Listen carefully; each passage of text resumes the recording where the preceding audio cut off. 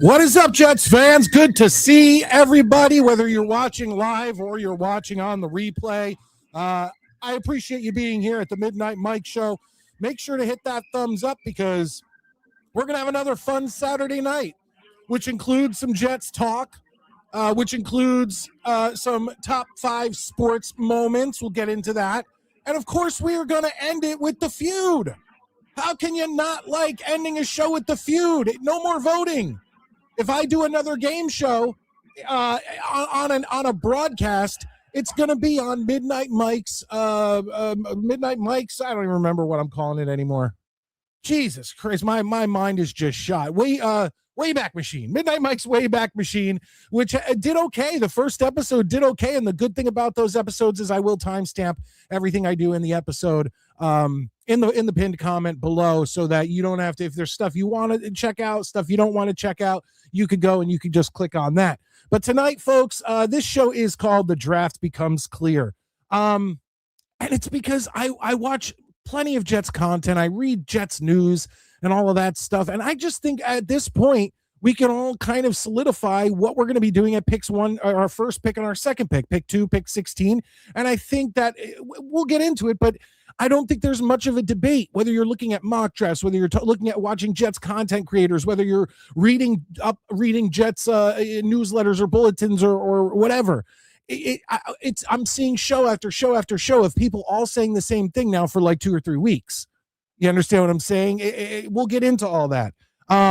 As you all know, on Monday night, I gave my top 5 sports moments of my lifetime, and I will repeat them again tonight. You know, it'll be but quickly because you can go back to Monday's show. Of course, that's a members-only show, and check that out. But I said on that show, I said, you know what?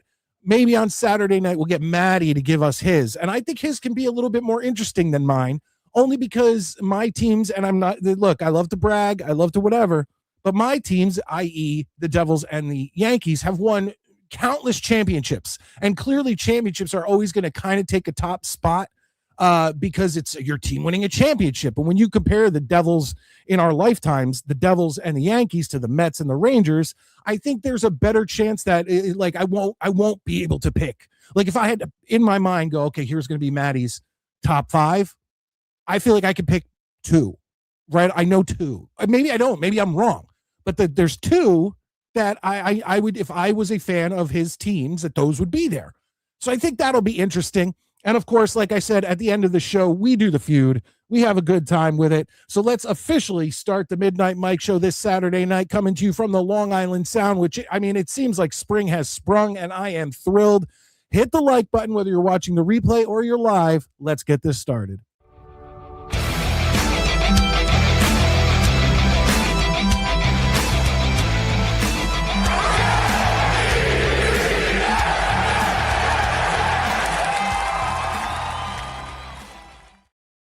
All right, let's get going. Without further ado, the Beavis to my butthead, Maddie Jets. Maddie, on Monday night, how was that Avs Penguins game? You have a good time? Yeah, man, I had a really good time. Can you guys hear me, by the way?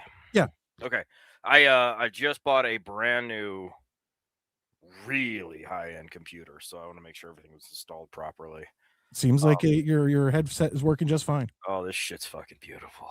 Nice. What is it for, like gaming and stuff? Oh yeah, it's an Asus Republic of Gamers. It's so pretty, dude. It's insane. And Nice. Oh, I just want to touch it right now. How was the game? It was fun, but so here's the thing: like, I've tried really, really hard to not hate on the Avalanche and I've explained the Avalanche Rangers non-aggression pact after my wife was sick and stuff. That team fucking gets up my goddamn nose.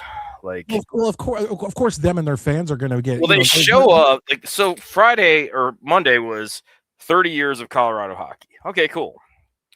So what do? They all come out wearing Quebec Nordiques full gear. Why? Whole game. And I'm like, you're not the Nordiques. No. And that's why there's certain Hartford fans who like when the Hurricane wears. I don't like that. I don't like that either. Like, it's cool, it's cool seeing the jersey. Same with the Nordiques. So, I mean, speaking of. Very nice. Very nice. But like, I'm like, dude, I was like, if you wanted to do like Colorado hockey, have them wear old Colorado Rockies. Yeah. That would have been wild, man. That would have been cool shit, even though they're the Kansas City Scouts, but whatever. But it was fun, man. The seats were great. What's that? And then who are they? Some homos. Yeah. By the way, 3 cups is not countless. No, what I'm saying, Maddie, what I'm saying is, for me, like, I don't know if you. Yeah, your teams have won more championships. Correct. So when you think of when anybody would think of their greatest moments they've watched sports. Yeah, mine are less championship oriented. Correct. Yeah, no, I got you. But it was a great time. And you were right on the glass. Yeah, we had some amazing seats. Like, nice, great seats. Had a great time. But it was really funny because. So, as many of you know, my favorite player of all time is Ulf Samuelsson. And he scored the cup-winning goal for the 91 Pittsburgh Penguins. And if I'm not wrong, he was a Whaler, too. He was. Yeah. And so I started quizzing Penguins fans. I'm like, all right, so, you're gonna rep your team. Let's hear it. And it was funny because nobody got it right. Nobody could guess. And I was like, I gave him, like we did, like, a countdown of clues. Like, this is the player who scored your cup-winning goal. He wears number 5. He played for the Whalers, the Penguins, the Rangers, and the Flyers. I think I did the fact that in the Sports Illustrated poll, he asked if he could vote for himself as dirtiest player. Thank you, Brian. And, none of them got it. But one guy decided, okay, motherfucker, I'm going to test you back. So I was like, all right, let's do it. Because after the game, we went to the bar. And this motherfucker tried to Rangers quiz me. And it was belt to ass, baby. I was like, son, I read too much for you to get one over on me. But we had a great time. It was a lot of fun. I drank way too much fucking Guinness. It was a blast. And then St. Patrick's Day was the next day. I made a whole corned beef and cabbage and potatoes. And I learned how to use a crock pot in honor of my mom. And it was awesome, dude. It was a great couple of days. I'm sorry I missed the show, but that's cool, man. No, but check it out. I want to get to some comments, and we're going to talk about this Jets draft thing, which we'll get into it. Yeah, let's do the draft thing here first. Yeah, but we have a super chat in here, getting the Jets chant, obviously. Right. Jets, Brian. Not only a channel member, thanks, buddy. $5 comes in and says that shirt deserves a super chat. Remember the whale. I genuinely think if we were to poll all 4 major sports, like if we really said, okay, what team would you bring back? I think your top 2 would be the Whale and the Seattle Supersonics. Yeah, I could buy that. But real quick, show us a close up of that shirt. Bring them back, baby. Hell yeah. With the outline of Connecticut. That's awesome. I couldn't say no to it. It was one of those where I was like, you got to send me the link. I need that. It's on TeePublic. You just literally go to TeePublic and put in Hartford Whalers. I got a sticker for my water bottle too. Nice. Yeah. So. But thank you, Brian. We appreciate that. And then real quick, I want to whip through some of these you guys in the chat just to shout out that you're here. Obviously, Greg in the chat. Good to see you. Is it my eyes? Eddie Ray, thank you for being here, Eddie. Cousin Kenny, channel member in the house. Good Kenny, evening, my everyone. man. Let's see here. Rashad, hey yo, Mike and Maddie coming to you from the upside down world. Help me out of here. Obviously, brother, send me directions. I'll come pick you up. He's in Buffalo, folks. Valerie says, I can't believe what Cam Scadaboo said about CTE being a hoax. He should talk to the family of Junior Seau, especially the Yeah, way that's Stablu plays. so. I also did want to bring a question, and we can talk about it later. But I want to pose it to you so you have time to think about it. What sports player would you like to have seen go through and be, like injury free, like go through their career like without it ending due to injury? I mean, selfishly, I could say Vinny Testaverde. Yeah, but that's the thing though. Like Vinny really didn't have it. Like his injury was at the end of his career. Correct, but it was the year that everyone was actually Yes, I picking the know. Jets to I go to the know. Super Bowl. So I agree because that one crossed my mind. But let's put that on the back burner. Give it some thought. Because I really think that's a fun question to ask because it was on the Twitter sphere. Yeah, guys, throw your answers in the. Yeah, let's see what you guys think. And then here we go. Travis, hit the like button, subscribe to these two badasses. Thank you, Travis. Yeah, whether you're watching on the replay or you're watching live, it's still one of my favorites. Yeah, hitting that like really does help. Hey, the whale. Yeah, I'll tell you right now, the whale, if they came back, would probably bring me and Maddie together because we'd have the Devils and the Rangers, but we would both probably support the whale. Like the whale would be like our shared custody child. Yeah, like unless they were playing our teams. Yeah. You know what's really funny is I actually think if they brought the whale back, like if the NHL was like, okay, we're going to bring the whale back. If they suck, we're going to move. Like if they basically did what they did with the Thrashers, where they were like, if they don't draw, they're going to go somewhere else. But we're going to try. But I'm hearing that that Atlanta's getting another fucking franchise. Why the fuck are they doing that? But like, I really believe that the fans would rally and go see Whaler games. Gang. I guarantee you, I would fly out to Hartford for a Whaler game. Well, dude, at the Hartford St. Patrick's Day parade, they had a huge "Bring Back the Whale" sign and people wearing Whalers gear. When I was in Hartford 2 years ago now, God, it's been that long. Like Whaler culture is no joke. Like the Steelworkers Union have the Whalers logo. Well, they still have the Booster Club still meets. Yeah, it's unbelievable. Real quick, good to see you, Chris. Hey, Mike and Maddie, Jets, everyone. Hope all is well. Like, support, subscribe to the channel. It goes a long way. He is absolutely right about that. Cousin Kenny, the Whalers, the most popular team that doesn't exist. Yep. He's right. You can't deny that one. Good to see everybody in the chat. I appreciate y'all being here. Hold on one second. All right, back down to where we're supposed to be.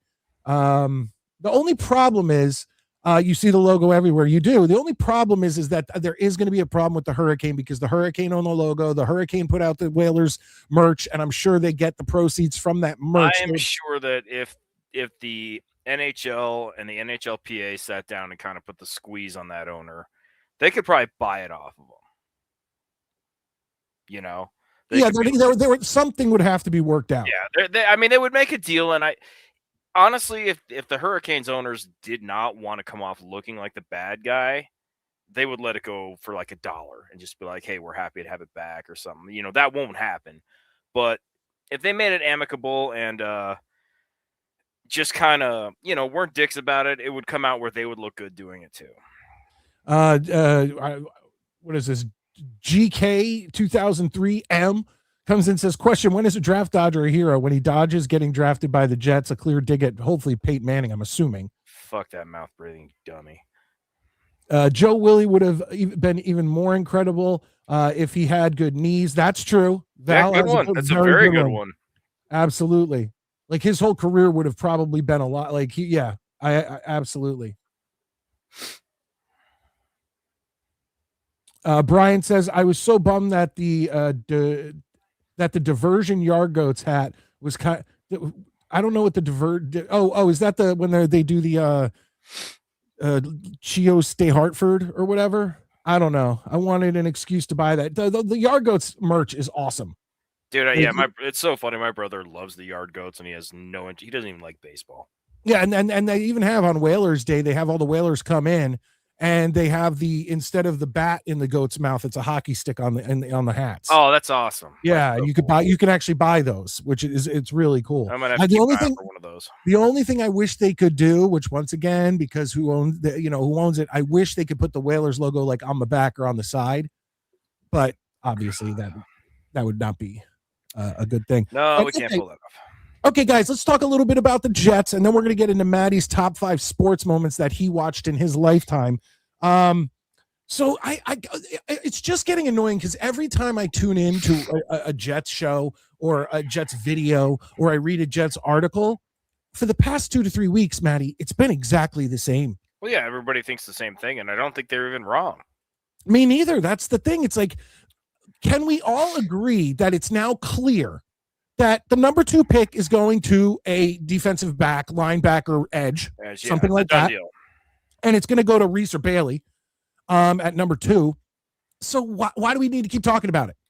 Why do we need to keep talking about it every single day? Like, even if content creators or articles are coming on and doing what me and Maddie are doing and talking about, our favorite sports moments or our favorite Jets moments or our favorite whatever, give me something other than the exact same thing. I think that we all agree at 16, whether it's Tyson or Lemon or whoever, we need a wide receiver at 16. It's going to be a wideout at 16. Correct. The problem is that, I can't be mad at anyone for this because it's what makes the most sense. It sucks, but this is, we've talked about this before for the last 3 years.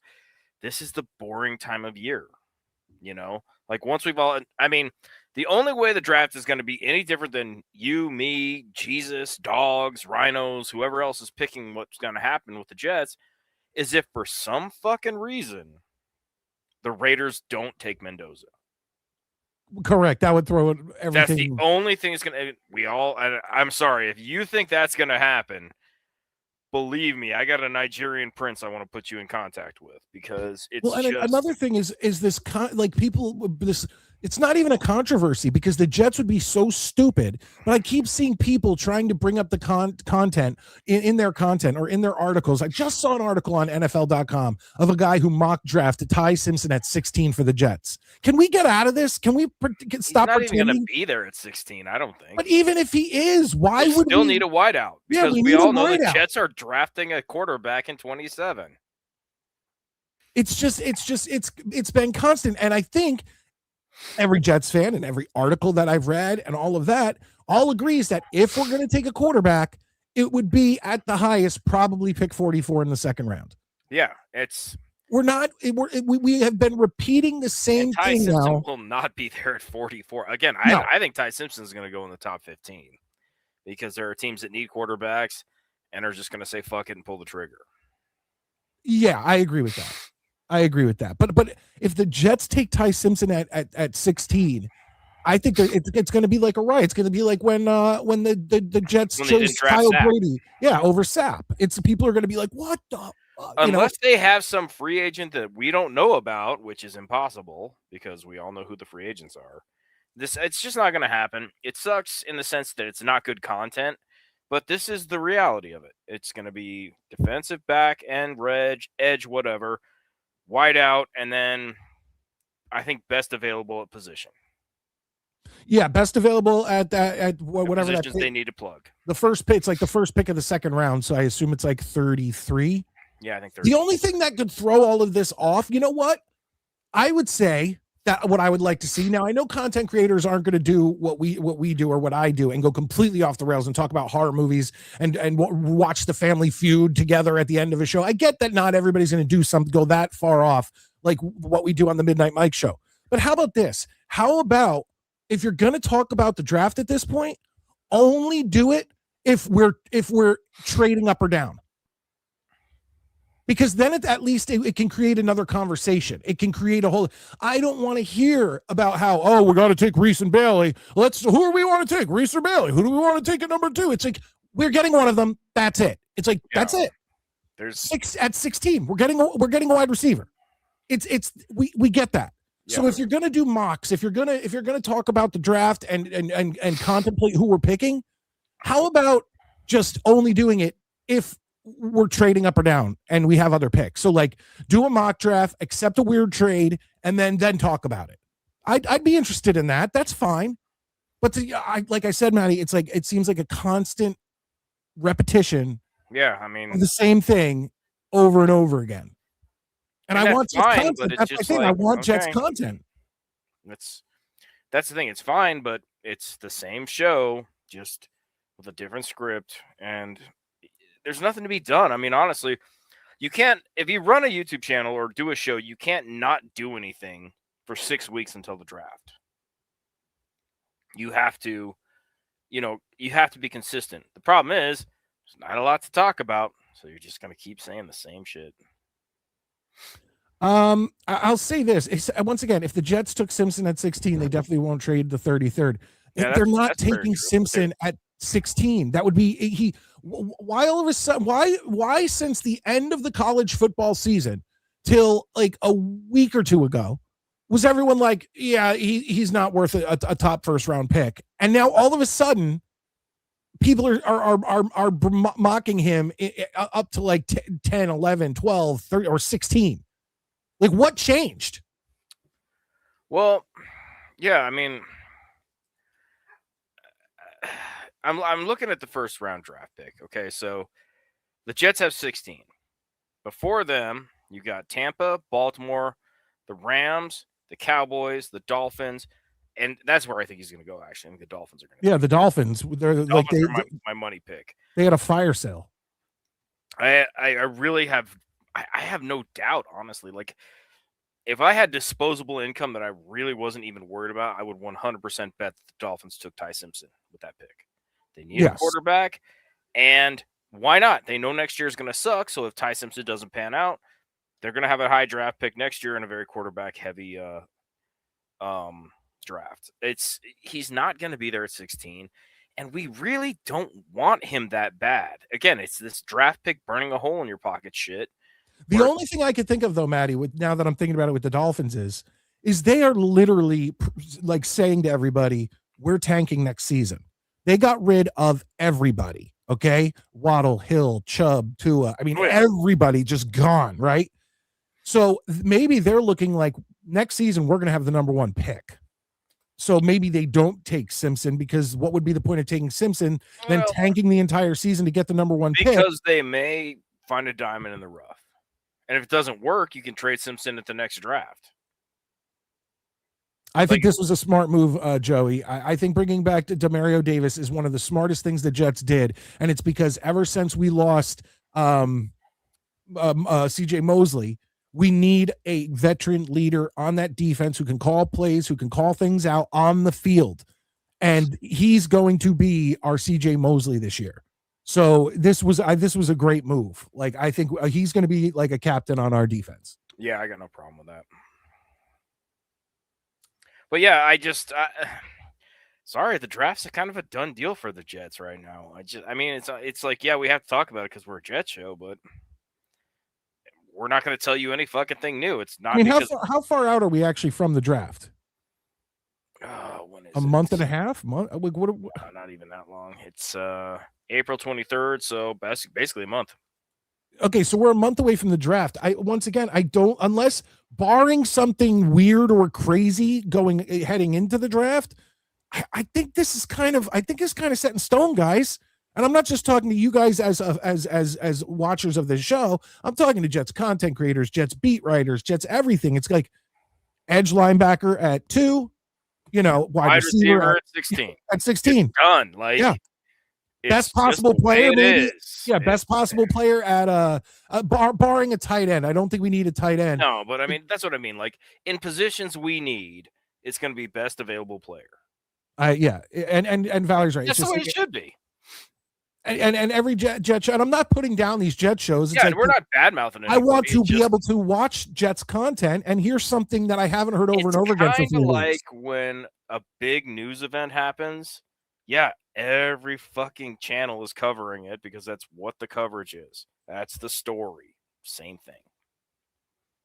Derek the cop comes in and says, I got an idea. How about we do what other good franchises do and take a swing on someone in round 1? Oh, wait, good franchises don't set their first round picks on fire. No, don't really understand the set on fire thing, but it's not worth it to take a shot. When a team is in this bad a shape and disrepair, we're not gambling. Yeah, we can't, and another thing is that next year we have 3 first round picks. So you're not going to take a flyer on a guy in the first or second round right now, because there are so many holes and problems with this team that you can find someone to plug a hole that will work.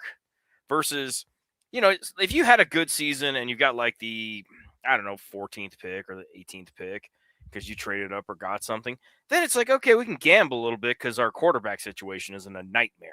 Or the fact that our defense is like wet toilet paper. That's not the Jets. The Jets have too much shit to fix to be playing fucking any games. This dude can work. Draft him, sign him, shut him the fuck up. Valerie, I like this show because it's different. I appreciate that, Val. And cousin Kenny agrees with you. Ali says it was 79 degrees in Kansas City today. Bring back winter. No thanks. No thanks on the bringing back winter. We were at 50 and I was outside in a t-shirt blowing leaves. It was 91 today. Holy shit. I looked down at my car. I was driving. I was dropping. So, okay. We all know I love my child. Okay. So she goes. Do you? That's a weird take. She goes to a birthday party today. And I go to pick her up. And turns out they're going to have a sleepover. I said, okay, cool. So I go pick her up so she can grab a bag with like jammies and fucking a blanket and shit, right? I pick her up and I'm driving and she goes, well, who's going to bring me back? I said, I don't know, me or mom, probably me. Why? She goes, well, do you know how to get there and how to get home? And I'm like, I just picked you up from there, you fucking dumbass. Like, but Maddie, not only that, but what is this, 1985? Well, and then we don't have calling someone on a landline and asking them where they are. Yeah, it's like every phone has GPS. I was just like, dude, it's 4 minutes from our house, and I got here to pick you up. I think I can handle it. My children think I'm a complete retard. Yeah, like how little faith. Next time, what I'm gonna do, like, it was funny because after I dropped her back off, I was telling my wife, I said, I don't know, she probably thinks I just fucking wandered off, and I'm halfway to Wyoming by now. Derek the Cop says Sonny Styles was predicted in mid first round. Until the combine, now everybody is on his dick. People don't care. Taking a linebacker at 2 is insanely bad value. Not with the way the Jets defense played last year. For us, no, it's not. Yeah, the biggest thing we need on our defense is a run stopper. Granted, we got a bunch of edges and linebackers and whatever in free agency, but that we need a young, up and coming, ready to just plug in there. Yeah, no, our defense is so bad that it is not okay. Like, they have to fix that defense. Yes, spring is here. Thank you, Beast. Spring is here, and I'm happy for it. I am happy for it, Maddie. I actually have a picture. I don't know if you saw it on Monday night. The exact moment when Beast would show up on our shows. You ready for this? This is you. I just have questions about how someone who has 5 international businesses and owns 5 international businesses can't afford an $8 shelf. I think there's some bullshit going on there, and I will call it out. Cousin Kenny comes in and says, Maddie, my wife flight connection was in Denver yesterday. We are coming off a cold winter, so she is baking on the plane in Denver. Oh, I guarantee you, yeah. If you landed in Denver yesterday or today, you're sweating like Michael Jackson at a Boy Scout meeting. It is. You actually have a better chance of seeing cousin Kenny at this point than I do because he's moving across the country. He's moving to the West Coast. I think he said Washington State. He wanted to go to where his wife went to college or something like that. But yeah, they sold their house and they're heading out west. Good luck with that, dude. Tell all the people in the Chaz zones and whatever I said hello. Derek says, I don't want Simpson. Was meaning good franchises are not taking swings in the first round. Okay, Derek, we got you. Okay, okay. Fair enough. Yeah, misunderstood your comment. I was like, this dude's out of his fucking mind. But Derek, you're all right. Oh, geez. Rashad my cat just bit me. It's a love bite, Rashad. Don't sweat it. Yo, dude, when I first moved in with my wife, I had a cat and she had 2 cats. Okay. And my cat was like a dominant cat. And her oldest cat, she had a kitten and then a rag doll, I believe it's called. Whereas my cat was like a boy, like a bruiser. And he was like, he just didn't mess around or whatever. And when we first met and we brought them all together, my cat scared her cat so much that it was like her cat ran under the couch and my cat was outside hissing and growling and everything. And her cat shit itself under the couch. And then I had to put my cat in the bedroom and close the door so that they could like maybe smell each other under the door and stuff. And one time my cat got out and just lunged and attacked her cat. So I grabbed my cat by its scruff and pulled it off. And I was bringing it back into my room. And I guess the cat was so riled up or whatever that it ended up turning around and biting right through this part of my hand. Like I believe it, dude. You could see the bone right here. They're fucking psychos. It was insane. Yeah, it's when cats want to fight each other, they're worse than like pit bulls. Like they don't give a shit. Like Yeah. we got our cat groomed because he's just a big long-haired fucking chungus, and he came back, and the cats didn't recognize his scent, and those motherfuckers had a straight up feline jihad against this cat till they chilled out and realized it was him. It was nuts. Guys, we're about to get into Maddie's top moments. Actually, I'll pull mine up because I don't know if Maddie saw mine, so I'll just quickly. But you guys, if you were here on Monday night, No, dude, because the Monday show goes behind a paywall. So I thought you had I thought you got a subscription. no, I work here and I still don't have one. No, you got one of the last times someone gifted. Yeah, like 3 months ago. Oh, okay. But regardless, hit that like button, show your support for the show. It's free to do. And me and Maddie very much appreciate it. So let's get into this now. On Monday night, I said these aren't moments where I was in the arena. These aren't moments where they don't have to be you were there, just moments. Moments you experienced in your life. And we're gonna do a top 5, and we're gonna go with Maddie's. And throughout, I'll remind you of mine. But Maddie, give us a little backstory and tell us your number 5. I had to juggle on this one. But I think my number 5, it's actually a Rangers preseason game. Wow. Where Dan Cloutier beat the shit out of Tommy Salo and then challenged the entire Islanders bench to get their asses on the ice and handle business. Because I was sitting there going, holy shit, dude, this team actually might have some grit and some balls. They didn't. But watching that, it was one of those where it's like, it's one of those times where you're like, look at your team going, get these motherfuckers, handle your business. So yes, that's my number 5. Nice. I can't. Wow, a preseason game. So, were you at the game or you watch it on TV? No, I was watching it. The funny thing is, back then in 1998, I think it was, you couldn't even watch preseason games on TV if you didn't live in the market.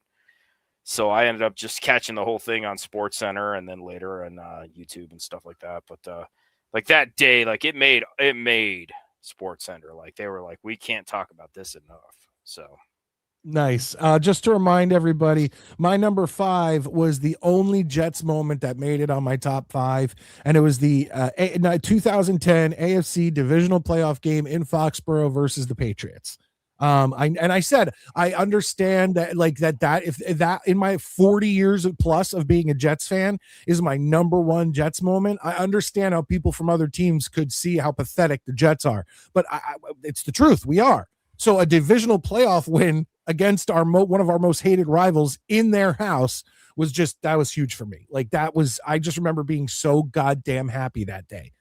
Metz is correct. That actually was a regular season game. It was at the end of the season in 98. Good call. I forgot about that. It's over 5 years ago. It was April 4th, 98, and it was a throwaway game. The Rangers were definitely not making the playoffs. You were correct, and that's good looking out. Thank you for checking me on that. Cousin Kenny came in. He said Washington State, so I was right. I listen sometimes. Tri-Cities area, Pasco, Kennewick, Richland. Nice growing area, good weather, far enough away from crazy Seattle. She's a daddy's girl, so dad is not far away. That's cool. Although that means I won't see him at any more like family gatherings. So that's a bit of a bummer. Right. Maddie, we are to your number 4. My number 4 is in 2000 when the Mets beat the St. Louis Cardinals, who I hate more than life itself, to advance to the Subway Series. Ironically, my number 4 was the 2000 Yankees World Series victory over the Mets. And the reason I put this one on here was because I said on Monday's show, I said, when 2000 rolled around, winning a world championship as a Yankee fan was like, having a coffee in the morning. It was like just something that happened. You did it. But the reason this one was so special, and I said this on Monday, Maddie, is because had the Mets won that series, the 96, 98, and 99 would have almost meant nothing, because Mets fans would have had the last one and they would have been like, oh, well, the reason you won those because you didn't play the Mets, and you guys would have had that last bragging right. So that World Series meant a lot to me. So that's why the 2000 beat out like 90, 98, and 99. Fair enough. Your number 3, man. Number 3, I have a tie actually. Oh, okay. And it is same series. It is first, Mark Messier guarantees a win in Game 6 against the New Jersey Devils and records a hat trick. And then that's pretty impressive. I'm sorry whether you like him or not. That's like to guarantee the victory is impressive enough, but then to go out there, yeah. And then when Stefan Matteau scored the overtime goal in Game 7, those I feel like they're same series. I mean, it's literally Game 6, Game 7. So those are my number 3. It's nice to know that the Devils get in your cross so much that. Really? Beating the Devils meant that. Really? Apparently, your ass hasn't been on Twitter because you guys acted like you saved fucking Christmas beating the Rangers the other day. When no, I never did. I never did. I didn't comment one bit on it. Your people are like I say, you can talk all the shit you want, but like the Devils care more about beating the Rangers than winning the Stanley Cup. I wouldn't say that, but I would. But if any Devils fan who goes online this season and brags about beating the Rangers. Your people have been running their fucking dick holsters like crazy. What a useless brag. It is. That's what I'm saying. I'm like, because I wouldn't brag about them beating the Devils. I'd be like, cool, they won a game, but again, it's like 2 Jerry's kids slapping each other in a fucking pool in the backyard. All right, hold on. He said, first cousin Kenny says, Messier, you are not Joe Namath. But hold on. I would argue they're on the same level. Metz was just screaming at his camera, so I just want to see what he had to say real quick. Metz, what were you screaming? I was just telling the Rangers, you are cursed. Do you think they're cursed? If the Jets are anything to go by, Messier making that guarantee, curse them. They won the Stanley Cup that year, but they haven't. Well, Namath won. He's saying that it did the same thing Namath did, where Namath guaranteed the victory. They won the Super Bowl. Shit, you're spewing right now. Who's your hockey team? Islanders. But okay, well, you guys do something this year. Okay, we'll see. You have one great prospect, one great player right now. Last time I checked, they fell out of wild card position. Yeah, your boys are fucking the wheels are coming off the bus. So, the Rangers, they're cursed, but not nearly as cursed as the Maple Leafs. And again, until you guys win a Stanley Cup, me and his ass still have a leg up on you. Who won 4 in a row? We weren't alive for that. I wasn't alive. Oh, no, I was, but I was a baby. That's fascinating. And yes, you did. But guess what? You won 4 in a row and nothing since. That's true. But Mets, I will talk to you. Rangers haven't won shit in 30 years either. Okay, believe me, I'm just saying. I'm just as bad. The Rangers are just as bad. I'll say, the Rangers have no winning culture. They act like Yankee fans, but they have no resume to back it up. But they still won a couple before the Islanders did lately. Cousin Kenny cannot stand Mark Messier. Well, yeah, he's an Islanders fan. That's true. We are. I don't blame him. My number 3 was the U.S. Hockey Gold Medal 2026. 100%. I watched every single game of that series. I knew it was coming. I felt it from the end of the Jets season. I kept saying, guys, this team can do it. And it felt amazing. It just fucking felt amazing. And I'm sure had I been, a coherent human being in 1980, although that will still always be above the 2026 because of the situation. That just felt so damn good. It felt so damn good. See, I have a hard time with that. Not that I'm not opposed to it and I'm not happy about it, but the fact that Russia was taken completely off the board. But you know what? It cheapens the competition for me. But for me, I mean, look, it is what it is. We've talked about this before. I would have loved to have Russia in there. Yeah, I mean, you play who's on the ice in front of you. I get that. Correct, but Canada has been a powerhouse lately. And I don't mean lately as in the past year. Now they're just a bunch of salty bitches. Yeah. One more time. Let's just take a quick look. Yeah. We'll always remember. Give me my silver medal, but don't give me a fucking stuffed animal. Everyone got the stuffed animal. It's just part of it. I agree, but it's just part of it. Just part of it. All right, Maddie, we are to your number 2. And now, if I bet you can guess my 1 and 2. Okay. I assumed it was. I know in no particular order, and you Go can tell for me it. your order. 86 Mets, 94 Rangers. Correct. That's Yeah. Mets So are what's your number two. two? Two is the 86 Mets. And how old were you about when that happened? I was 8 years old. And you remember? I Oh remember. yeah, man. I That was remember seeing it, but I'm not a Mets fan. the thing about being the Mets in the 80s, though, because see, the thing is, the 84, 85 Mets were both really good teams. And we're kind of like, it's got to happen, right? Like, this is going down. But when you see what happened after the Mets won that 86 World Series, for the rest of the 80s, there was always a Mets cap in popular culture. For example, the iconic Kathy Ireland swimsuit edition cover where she's batting. What's she wearing? She's wearing a Mets hat. Mm-hmm. Michael Jackson's bat. There's a dude wearing a Mets hat. Yep. Like, there's always somebody repping the Mets. They were just that team. They were the team of the late 80s. And it was amazing, you know. I mean, there's so many books about it, and it's just a great. And even I know they were referencing. Were they? Doesn't this? Am I? Why am I picturing Short Round in Indiana Jones wearing a Mets hat? Was it a Giants he hat? wore an old school Yankees hat. It wasn't a Giants hat. It wasn't. It might have been a Giants hat, but it was not a Mets hat because you got to remember that was set. No, correct. But what I'm thinking is, what my thinking is that because the Mets were so popular in the mid '80s, that they put him in a New York Giants hat, which looks like a Giants hat. I pulled up some images right now, and I'm going, it might have been a Giants hat, but I'm thinking that's why they chose that hat. I wouldn't be shocked if it was. I mean, the Mets were what Grand Theft Auto 6 is going to be this year. It's just going to be a cultural phenomenon.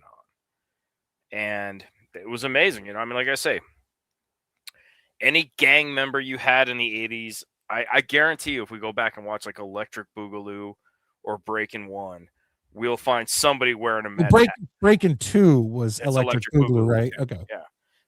So, I mean, either way, it was great. It was a lot of fun, and the books that have come out after it are even better.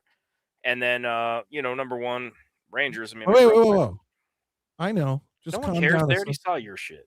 Cousin Kenny comes in, says 80 was more special, the whole situation. I agree with that 100%. Yeah, well, and also, I mean, basically you had college players defeating professionals. Yes, that too. That's really all of that put together is like created this magical miracle moment.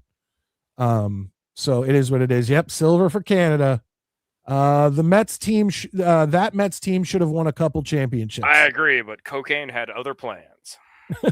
Well, the funny thing is, and I don't know if I mentioned this on Monday Night Show, but Dwight Gooden has one World Series with the Mets and one with the Yankees. Mm-hmm. And his number is retired for the Mets, but the Yankees just have too many. And then Darryl Strawberry has one with the Mets and two with the Yankees. And his number is retired as a Met, which I get it. Even when I was a kid, I think it's kind of. I really think the Mets and Yankees kind of have a friendly little like, hey, look, he meant more to your franchise. Don't get me wrong, Gooden and Strawberry did well for the Yankees later in their career. No, they're definitely when you think of them. When you think of the Mets. So yeah, I suspect they were just like, it's fine. You guys retire their numbers, we'll call it good. Besides that, the Yankees have like. We're running out of 99 numbers, probably 43 already retired. So they're like, we just need some. We're going to have to fucking bleed into triple digits. Yes, Temple of Doom was a great movie. 100% agree. And OG's Coke was all the rage in the 80s. Yes, it was. But yeah, so it really went away. Maddie, did you see, or do you not know my 1 and 2? No. What do you think my 1 and 2 are? I'm sure some Yankees championship and some Devils championship. You got it right. And the reason I picked these two is because they were the first championships that I ever saw my team win in my lifetime, ever. So my number 2, it was in 96, and it was the New York Yankees World Championship, which, once again, that ending with Wetland. I would argue that was good for baseball in general. But yeah, but like that was the first time I ever saw the Yankees win a world championship. And it was just, my dad, I was 16, 17 at the time. And my dad popped champagne, let me have some drinks, and it's just such a great core memory for me. So Maddie, your number one is the Rangers, 94. 94 Rangers. And so on your list, you have not only the lead up Eastern Conference Championship against the Devils, but you also have the Stanley Cup winning.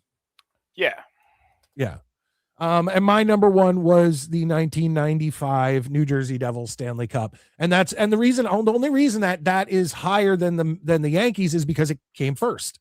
Like that 95 Devils team was literally the first championship that I ever saw any of my teams ever win. So it's like you'll always remember that. And I'm sure all sports fans out there remember the first time one of their teams won their first championships. Now, Maddie, I don't know if you agree with me on this, but let me know. This is my whole thing was, and I told the chat and I told everybody this, I said, if the Jets win a Super Bowl, it will immediately leapfrog everything I just named and become my number one. I suspect that will go to my it'll either be my number one or my number two, which will be a photo finish where it's real close. It's just, God, the Jets. But I also don't feel like we're in any danger of that happening. Yeah, we don't need to worry about it. Anytime before I get Social Security. So, yeah, what a nightmare the Jets are. Bad. But, again, though, and we've said this before, that's why I hate saying it out loud now. I feel like they might be trending upwards. Fuck, I don't know. Well, can you trend more downward? Oh, I mean, they have gone so down that they can't even dig. That's what I'm saying. It's like that fucking bad. If we win 4 games next season, we trended upwards. Yeah, it's that's the thing, dude. So many people are like, oh, the Jets will win like 5 or 6. I'm like, are you out of your fucking mind? Like anytime people, and again, I want my Jets to win, but when people like try to give me like, like, oh yeah, and they try to be hopeful. Like, all I can think of is the scene at the end of Reservoir Dogs when Nice Guy Eddie is pointing the gun at fucking Harvey Keitel and he goes, "Have you lost your fucking mind?" Like, that's just it. I'm like, you're fucking nuts, dude. Well, but to be fair, when we originally saw the teams we were playing on our schedule, this was like much earlier before the Dolphins had their fire sale. Yeah. I had the Dolphins beating us in 1 or 2 games. Yeah, I had at best a split series with Miami. So I'm still not sold they're going to beat them because I've seen this Jets team in action. They might. I feel like they have a better chance. The Dolphins have done nothing but gotten worse. And the Jets have done nothing but at least put better players in better on paper. Because now looking at this, I say here are our wins. We could beat the Raiders. I don't know. The Vikings are up in the air. You never know. There's a tale of two teams. Yeah, I don't know who those people are. But I would say our wins could easily come with the Raiders, the Browns, and the Dolphins. And then away, the Cardinals, the Titans, and the Dolphins. And that immediately puts what I had as like maybe 3 or 4 wins. I just named 6. Yeah, but the problem is 2 of those are going to go sideways and fuck you over. 4 is the ceiling. But there's then always the chance the Jets will always sometimes beat a team they shouldn't beat. Well, like the Jets will lose to like the fucking Raiders. They'll lose both games to the Dolphins, and then they'll stun the Bills in 1 game. Yeah, exactly. So who knows? I mean, there's always some weird I fucking hate this team. Fucking life's a nightmare. Fucking Jets. The goddamn Jets. Goddamn Jets. But yeah, it is what it is. We're clearly looking at another miserable season. And it's like let's say we draft all the things that we all agree that we're going to do. Let's say we get Reese, okay? And then we get Tyson or Lemon wide receiver, right? And then we get the best possible guy on the board in the second round for our 2 picks at a position we need, right? Does that give you any more hope after this free agency? A little, season? But at the same time, it's that what that basically means is we're just going to have to trade harder to make sure we get the quarterback we want in the draft in 2027. Yeah, because once again, where do we fall? Let's say we get 6 or 7 wins. We'll be happy with that because we got to see our team win. But where does we'll also where be does that like put our 12th. pick? That's what I'm saying. So then Now- it's like we got to trade 2 first to switch out for like the number 3 to get whoever or whatever. It's a damned if you do, damned if you don't. Now, do you think that either Indianapolis or Green Bay, or because we get whatever pick is better between Green Bay and Dallas? Yeah. So do you think Dallas, Green Bay, or Indianapolis have a chance of finishing, let's say, bottom 3? I think Indianapolis does have a chance, but Because I don't think Dallas or Green Bay are there. I think they're just mediocre enough to handle business. And I don't know if I'm alone in this, but I honestly, Maddie, if Green Bay, Dallas, or Indianapolis finish in the bottom 6, okay, I think we get one of the top quarterbacks, because you have to remember. I think so too. Yeah, no, I think you're right. Remember, other teams in that position will have drafted their, like the Raiders. If they stink, the Raiders are not going to have have draft Mendoza. another quarterback. I mean, unless Mendoza goes out and completely shits the bed, or like it's like some crazy injury. Yeah, like his head falls off. His head fell off. Our pets' heads are falling off. Yeah, he was pretty old. But yeah, so I mean, I think we've got a good shot. But I've just seen this team fuck up so many opportunities that. Yeah. I think, and this is never going to happen because we're the Jets. Because God hates us. But I think the best case scenario is Aaron Glenn and Muji put together a fucking awesome team this year, and we get like 8 wins, and then 2 of the 3, like let's say Green Bay and Indianapolis, or Dallas and Indy suck, and we end up getting like pick 2, pick 4, and then pick like 15 or 12 or whatever our pick. That would be the best case scenario, because our team would be trending up huge. Yeah, and then we can get our quarterback. Yes, we'll see. I just don't want to be hopeful, because being hopeful as a Jets fan is just stupid. It's just not worth it anymore. I mean, what's the use? Let's see. Matt says my brother-in-law hated the Devils winning the 94-95 Cup. He's a Wings fan. Yeah, when we, I mean, from what I would recall, from what I would recall, the Red Wings were favored by a lot, and the Devils. Red Wings were supposed to win cups basically from like 92 on. Yeah, they just kept not doing it until they finally beat Washington in 97. Or wait, I think they beat the Flyers first and then Washington. But then they finally kind of came into their own and became basically that fucking big red machine of hockey. We didn't talk about this, I don't think. Valerie says, can't believe Atlanta took Tua. I'm shocked. He won't see the field. I bet you he doesn't play a single game. But who do they have? So they have Michael Penix. Yeah, and then team doctors are going to be Kirk Cousins, right? As far as I know, yeah. Like they're going to take a few looks at him, and they're just going to be like, "Look, dude, if you trip over your own feet, you're going to die." Does anyone in the chat know? I mean, I guess I could look it up. If Tua actually passed the physical and signed. That's a great question. I haven't paid attention to that, but it's like, if he did, how the hell did that happen? Yeah, how did he pass a physical? His brain must look like mush. Like I just don't get it. Fucking mashed potatoes. Like I'm pretty sure when you see like a microscopic whatever of someone's brain who has CTE or whatever, it looks all like fucked up. Yeah. Like there's no way, after all the concussions this guy has had, and like once again he was supposed to die before the last one he got. And then he got another one. How is a team throwing money at this guy? I just don't. How are you signing him in good conscience?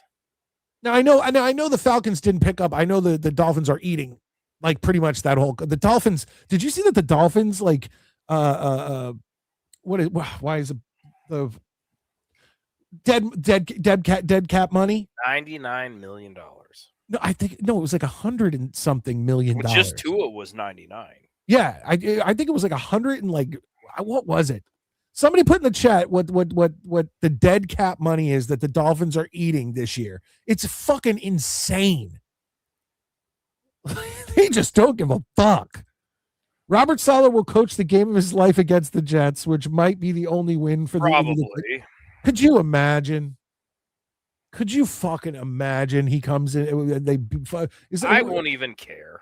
Is that in Tennessee? Yeah, it's in Yeah, it Tennessee. is. God damn it. He's going to make us look stupid, Maddie. Yeah, but we are stupid, so that's fine.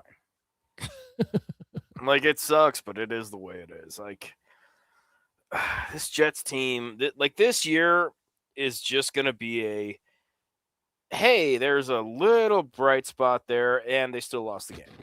Like, it's not going to be good. Oh, we got a Scott sighting. Oh, hell yeah, we do. Scott sighting. Hell yeah, Scott. Good to see you here. Here we go.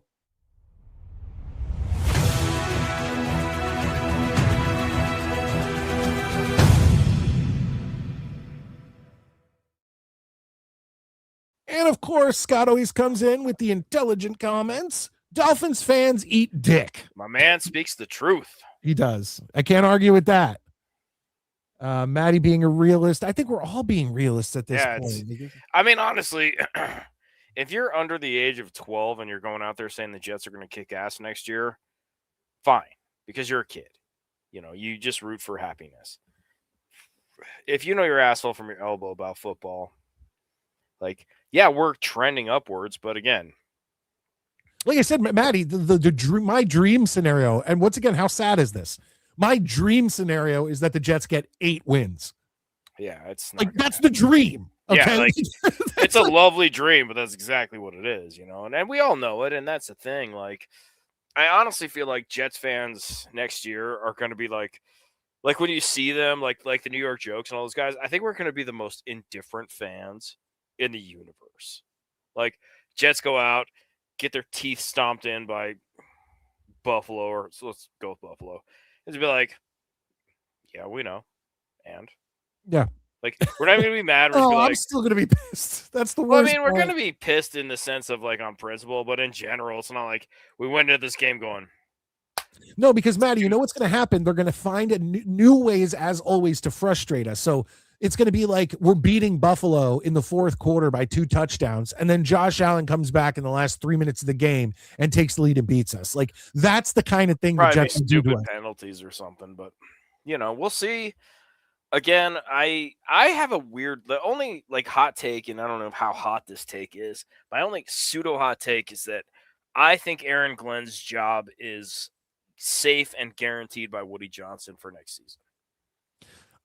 Once again, I can't not. I want it to be, but I really think that Aaron Glenn probably had spoken to him and been like, "Listen, if you want me to do shit here, it's going to take a while. You can't give me a fucking tire fire and expect me to turn it into General Motors in 12 months." Yeah. So we'll see. I hope I'm right, but we'll see. Absolutely. Gino does the interception thing again. Once again, Gino, for the amount we got him for, I'm happy about Gino. I don't care what Gino does. Yeah, and once again, it's a 1-year contract. I kind of wish we signed him for a 2-year contract because I do want to vet there to start the season in 2027 in front of our first round pick. Like, I can't deal. I've said this before on the show. Sorry to repeat myself again, but I cannot deal with another Sam Darnold or Zach Wilson. Let's throw them immediately out there to the wolves, and I just can't do that.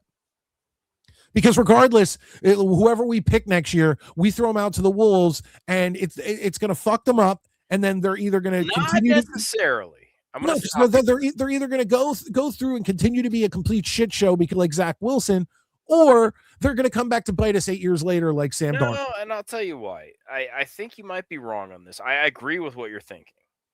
But I also think that how many times we thrown a first-round pick into a shit situation versus we're going to have a first-round quarterback who's got an offensive line in front of him, 2 wide receivers that know what they're doing. Like, we're going to have him in a spot where it's going to be like, look, this isn't the easiest path, but you're not getting fed to the wolves every night.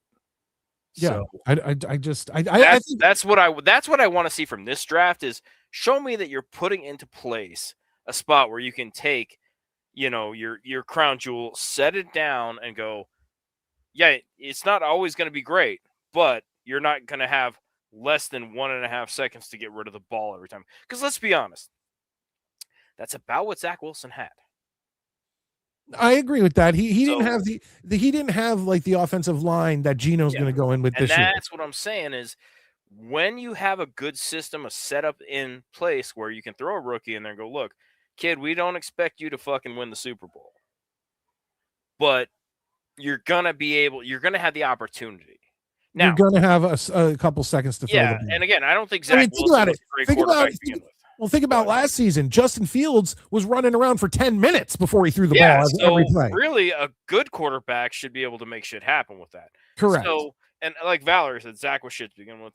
I agree, not a great draft pick, but at the same time, I have to be fair to Zach Wilson too and say that Zach had a guy breathing down his neck after one Mississippi. So, he wasn't going to save the world, but he also had no opportunity to save the world. Yeah. Scott says the majority of the transactions the Jets have made so far is strictly to survive next season. It's not long term. Yeah, correct. And a lot of those, like you said, a lot of those are 1 year deals. Yeah, but that's the thing. Yeah. Get it done, draft the right way. Loads of free agency for next year too. We'll see. Zach was shit to begin with. Absolutely. The Dolphins have Zach on the team still, don't they? I don't think they cut him. I mean, why would they? Just sitting there on the practice squad or whatever. He's their starter week 1. That'd be so funny. No, Malik Willis is going to be their starter. They brought in a guy, Maddie. They got a guy. What if he gets hurt? Well, that's a question right there. Hit that like button, guys. If you're in here, I appreciate it. Do not come in here and not do us the smallest favor of hitting that thumbs up. It's free. I appreciate that. And of course, we always appreciate for you to send in super chats or become a channel member. More things are going to be starting to be members only. I actually am thinking about on this off season or Monday night. I might make Monday night show members only from the get. I don't know. I feel like I've got to start doing more for our members and you get cool emojis. Serious thought to only coming on Monday nights. So you can't do that for me, Maddie. You can't kill me like that. I can do whatever I want. I'm a strong, independent black woman. I don't need no man. Go fuck yourself. I will.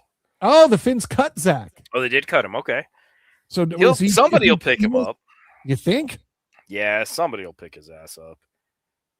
Cleveland likes to collect quarterbacks. They'll just be like, yeah, why not? Here's $20. You put on a red shirt and do your thing. Malik is Malik. Can you imagine that the Dolphins go and hey, Malik, that's a rough Dolphins, one, whatever. dude. That's and then as soon as he signs, they're like, all right, well, we're gonna get rid of every weapon we have.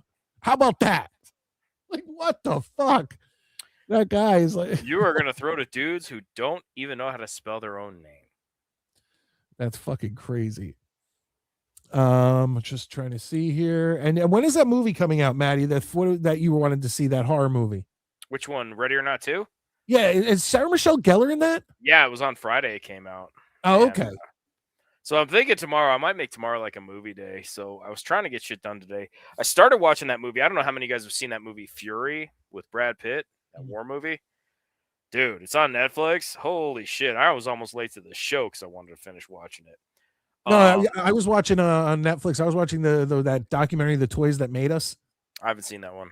Yeah, it's cool. Each episode is dedicated to like a G.I. Joe or Star Wars or whatever, and it's pretty cool. Okay, I'll check that out. That sounds fun. But so I'm gonna watch. Part of me is thinking I might, depending on if the 18-year-old wants to go, I might just throw on Ready or Not 2 or Ready or Not 1 in the morning, and then just go in the afternoon. Did I ask you, is Ready or Not 1 available on something for free, like streaming? It's on Prime, I think. Okay. And it's a great movie. Like I keep telling everybody, it's a blast. It is so worth your time. And I can't wait to see 2. Again, love Sarah Michelle Gellar. Elijah Wood is in it. Okay. Fucking Frodo throwing down. So it's I'm excited. Not a Lord of the Rings fan over here. I just watched those movies for the first time about 2 weeks ago. And I started reading the books. I really like them. But again, I don't like fantasy for the most part. So lately I've warmed to fantasy. Okay. So I've been enjoying them. There's certain fantasy movies I like, but I just never got into the Lord of the Rings movie. And to sit and like see that a movie is like 3 hours and invest 3 hours. It's long, but if you prep yourself and you're like, look, this is what we're doing. We're going to watch this movie. Lord of the Rings is amazing. Like, it's so good. And the See, when I books think of Elijah Wood, I think of The Faculty, The Good Son, things like that. Good Son. That's old school. I think I told you guys I rewatched the movie Fargo. I love Fargo. So I hadn't seen Fargo probably since like it came out. That is an that, excellent movie. and it was great. Like I was like, wow, this is amazing.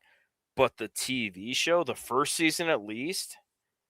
Oh yeah, well the first season of Fargo mimics the movie. It ties into it a little bit, but holy shit, dude. Billy Bob Thornton almost gives Javier Bardem a run for his money as a psychopath. Like, if you haven't, give it a watch. It's so. I've actually watched all the seasons of Fargo.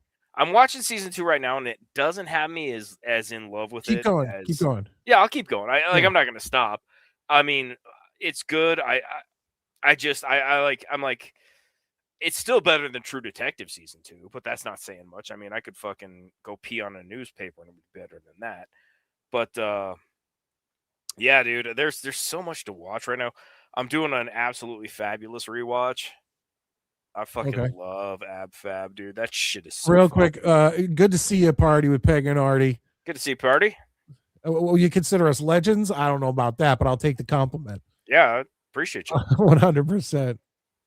William H. Macy was like his breakout movie from what because I was listening to the rewatchables and they did it. And they were saying that like basically they tried to give that role to everybody but William H. Macy. And finally he just came in and killed it, and they were like, yeah, thank God we didn't fuck this up. Because he was fantastic. Your boy Ryan comes in and says, oh, poor Mike can't sit down to watch 3 hours like Lord of the Rings, Pearl Harbor. Pearl Harbor sucked. Never seen. And to be fair, Titanic sucked. Both of those movies sucked.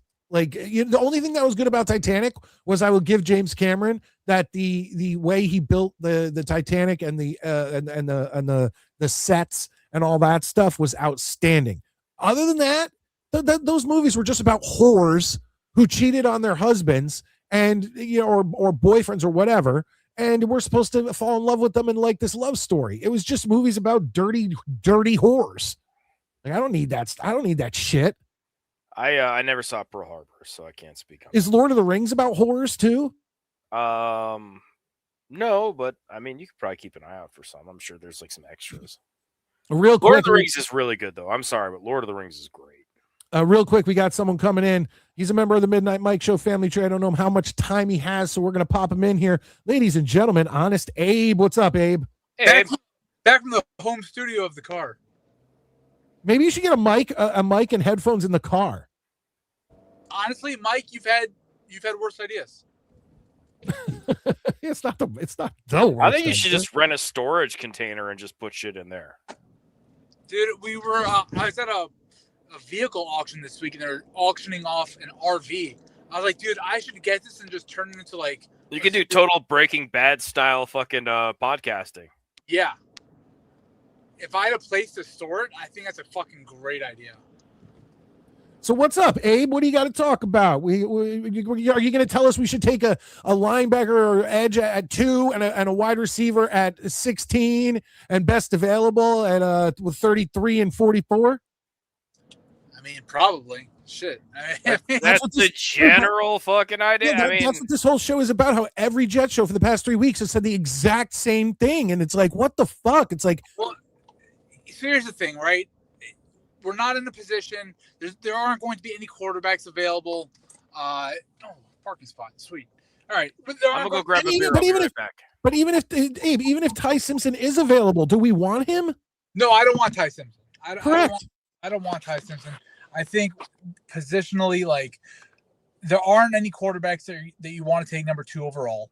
So you're stuck getting the best player available, which is going to fit a need of, I believe, Arvell Reese.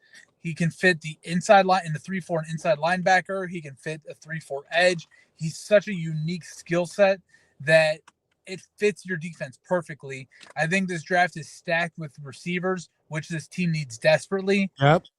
So, I mean, if you're telling me you're going to get a guy that can fit your defense perfectly, that's a stud, and you can get a top-level wide receiver in your first 2 picks, like, it's not just like, oh, let's try and be fun and give all this different shit.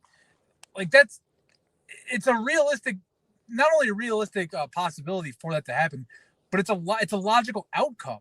If the Jets, Mike, if the Jets went and took, a corner at 2 and then or tailed down to safety at 2 and a corner at 16, you'd be pissed. And if any mock draft had that, you'd be like, what the fuck are these guys smoking? So the fact that everyone's kind of on the same page shows you not only the strengths of this draft, but what the Jets' significant needs are.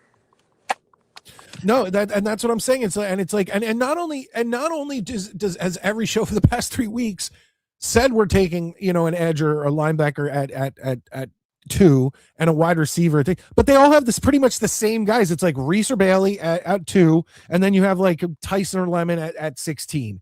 Who it's like it just doesn't seem like it's just repetitive, and it's like I think we can all agree, barring a trade up, trade down, or something like that, we know exactly what's going to happen in the first round of this draft. Yeah, I mean, look, if you're mocking Raiders drafts, are you upset that how come we're picking Mendoza every time at the first pick? Let's try something different. Who the fuck else are they gonna pick? But that's what I'm saying. Yeah, you're 100% right. Like, this is the most predictable draft ever. Oh, fuck me. I wouldn't say that because I mean I do think the Jets at 2 can our team. I feel like change things up, but positionally, yeah. The question is positionally. What if the top 3 receivers aren't there at 16? Then what are you looking for? It's a good question. You bring a good point to the table as always. Well, then I kind of wonder if you don't look at the quarterback position, but I have no doubt one of those 3 will still be there at 16. I don't know. You're gonna have teams knowing. I mean, we know the Jets' needs are. Other teams know the Jets' needs are. What's going to stop some team if Jordan Tyson is still there, if Lemon and Tate are gone and Tyson is still there at 15, what's going to stop some other team from trading up knowing the Jets are going to take him at 16? Possibly, but the question then becomes, how desperate is another team just to fuck the Jets over? Exactly. You know what I mean? Like, it's not just to fuck the Jets over. What if a team like I'd have to really, really think. What if a team like Green Bay, for example? Right, I know they took a receiver in the first round last year, and they probably don't have their first round pick this year because of Michael Parsons. But let's just use that as an example, right? Like they're not trying to fuck the Jets over, but if they like that guy and they know he's not going to last to them, why not go and make that move up? Well, then I'll counter with what's to say the Jets won't just start salivating and say, fuck it, we'll trade up to 13 and give a 6th rounder to whoever, you know what I mean, to swap picks. I feel like the Jets are going to be keyed into the atmosphere and kind of know what's going on. And I think if they feel like it's now or never, they're going to make sure they get their guy. And I mean, like, be honest, swap picks at first and you get like a 5th rounder. So what? You're probably going to do it. You bet it's costing you way more than that. Maybe not. But again, yeah. I get way more into the soap opera-esque like dealings of this. Is a lot of these GMs are friends with each other. They know you know what I mean? So depending on who has a good relationship with Muji, or if he greases the palms and says, look, if you trade with us and not them, I'll remember that shit in the future and take care of you later. Nah, I guarantee you that goes on. I promise you that goes on. I don't know. I can't. I don't know if I can get on board with that. What the fuck? 100%. I guarantee you that happens. But either way, I still feel like it's going to be a very predictable draft. Yes, I think the Jets. Yeah, it's going to be very predictable. Like I said, the only curveball is going to happen is for some reason the Raiders don't draft Mendoza, at which point the Jets will immediately draft Mendoza. Which once again, why wouldn't they? Like it would make no sense unless they're trading for like Joe. I mean, Burrow. Unless it comes out that Mendoza has a heroin addiction that we just found out about, or something like. Well, then the Jets aren't drafting him. Then they're drafting him and giving him a huge signing bonus. Yeah, they're trading up for him. Right. Mendoza spent the summer at the Darryl Strawberry School of Sporting. Yeah, exactly. You know what I mean. So I mean, we'll drugs. See what's up. But who knows? Hey Ryan, real quick, I just want to point out that earlier in the week the Devils were at the second to last spot, and I know they lost against the Capitals last night, but they moved up. They beat a few teams, and they moved up to they had like 3 or 4 teams below them. So we moved up in the past week. So in your face, you dick. By the way, Maddie, I can absolutely see the Eagles at 23 trading up to Baltimore at 14 to go take a receiver. They could. I mean, and they're giving up to go from 23 to 14. You're giving up at least a 2 this year and probably a 3 next year. Yeah. So I mean, but that's just it. Can the Eagles afford that? Do they really need a receiver? Do they really want to do that bad? If I'm the Eagles, I'm saying yes. You have a team that won the Super Bowl 2 years ago. You have a wide receiver that you're getting rid of in AJ Brown, and you're going to have to fill that void immediately because they're still in win now mode. Yeah, it's possible. We'll see. I mean, again, you make a good point, but again, it just becomes a matter of. I just want to know, Mike. So here's the ultimate question for you, because you're bitching how everyone's taking a receiver at 16. All right, the top 3 guys are off the table. Now, what do you want to do? The best available of a position we need. So, are you talking if they if we take a linebacker edge at 2, and we've signed all these edges and linebackers, I wouldn't then go again at that. But I mean, we need a cornerback, a good cornerback. We need maybe another safety. I mean, I don't know. I'd still think I'd take a wide receiver. Like, even if the top 3 are off the board, we need a wide receiver. We need another one to add to Mitchell and Williams, and we need another one to back Garrett. So let me ask you this. It's a deep wide receiver class. So you can potentially get guys like you got Denzel Boston, Omar Cooper, Bernard from Alabama, Casey Concepcion. Those guys you're gonna have one of those available in the second round. Would you try and go get the guard from Penn State or Oregon, or particularly the guy from? Yeah, possibly, because right now, who are our guards? At this point, we have Tippmann, and we have on the tackles we have Fashanu and Membu.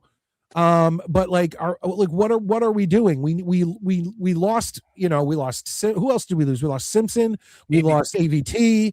Yeah, we need to fill another offensive line guy. So you're talking about taking 3 years in a row offensive lineman in the first round. Why not? I'm for it.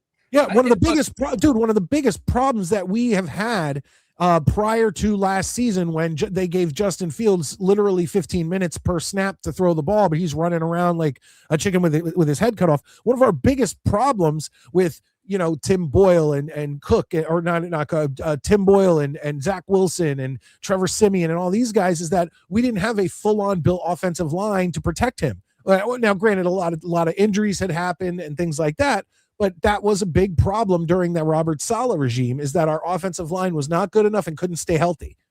So now that we have these 2 guys at tackle, at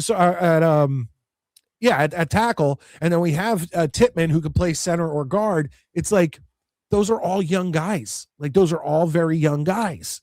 So let's build a very young, formidable, reliable offensive line. So the more I think about it, the more I kind of prefer. I want Arvell Reese at 2, no matter what.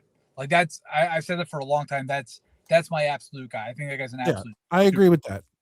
I think Sonny Styles is a really good player and a game changer, but I think Arvell Reese is just on a different level. So I think Arvell Reese is our pick at 2. I'm getting more comfortable with Ione at 16 than even taking a Jordan Tyson, because I think you can get that just a notch below receiver in the second round. You can get Boston, you can get Concepcion. You can get those guys in the second. But once again, you're not getting nicer. No, but wouldn't it be nicer to get a guy who's okay? So you have Garrett Wilson, who's a clear stud, right?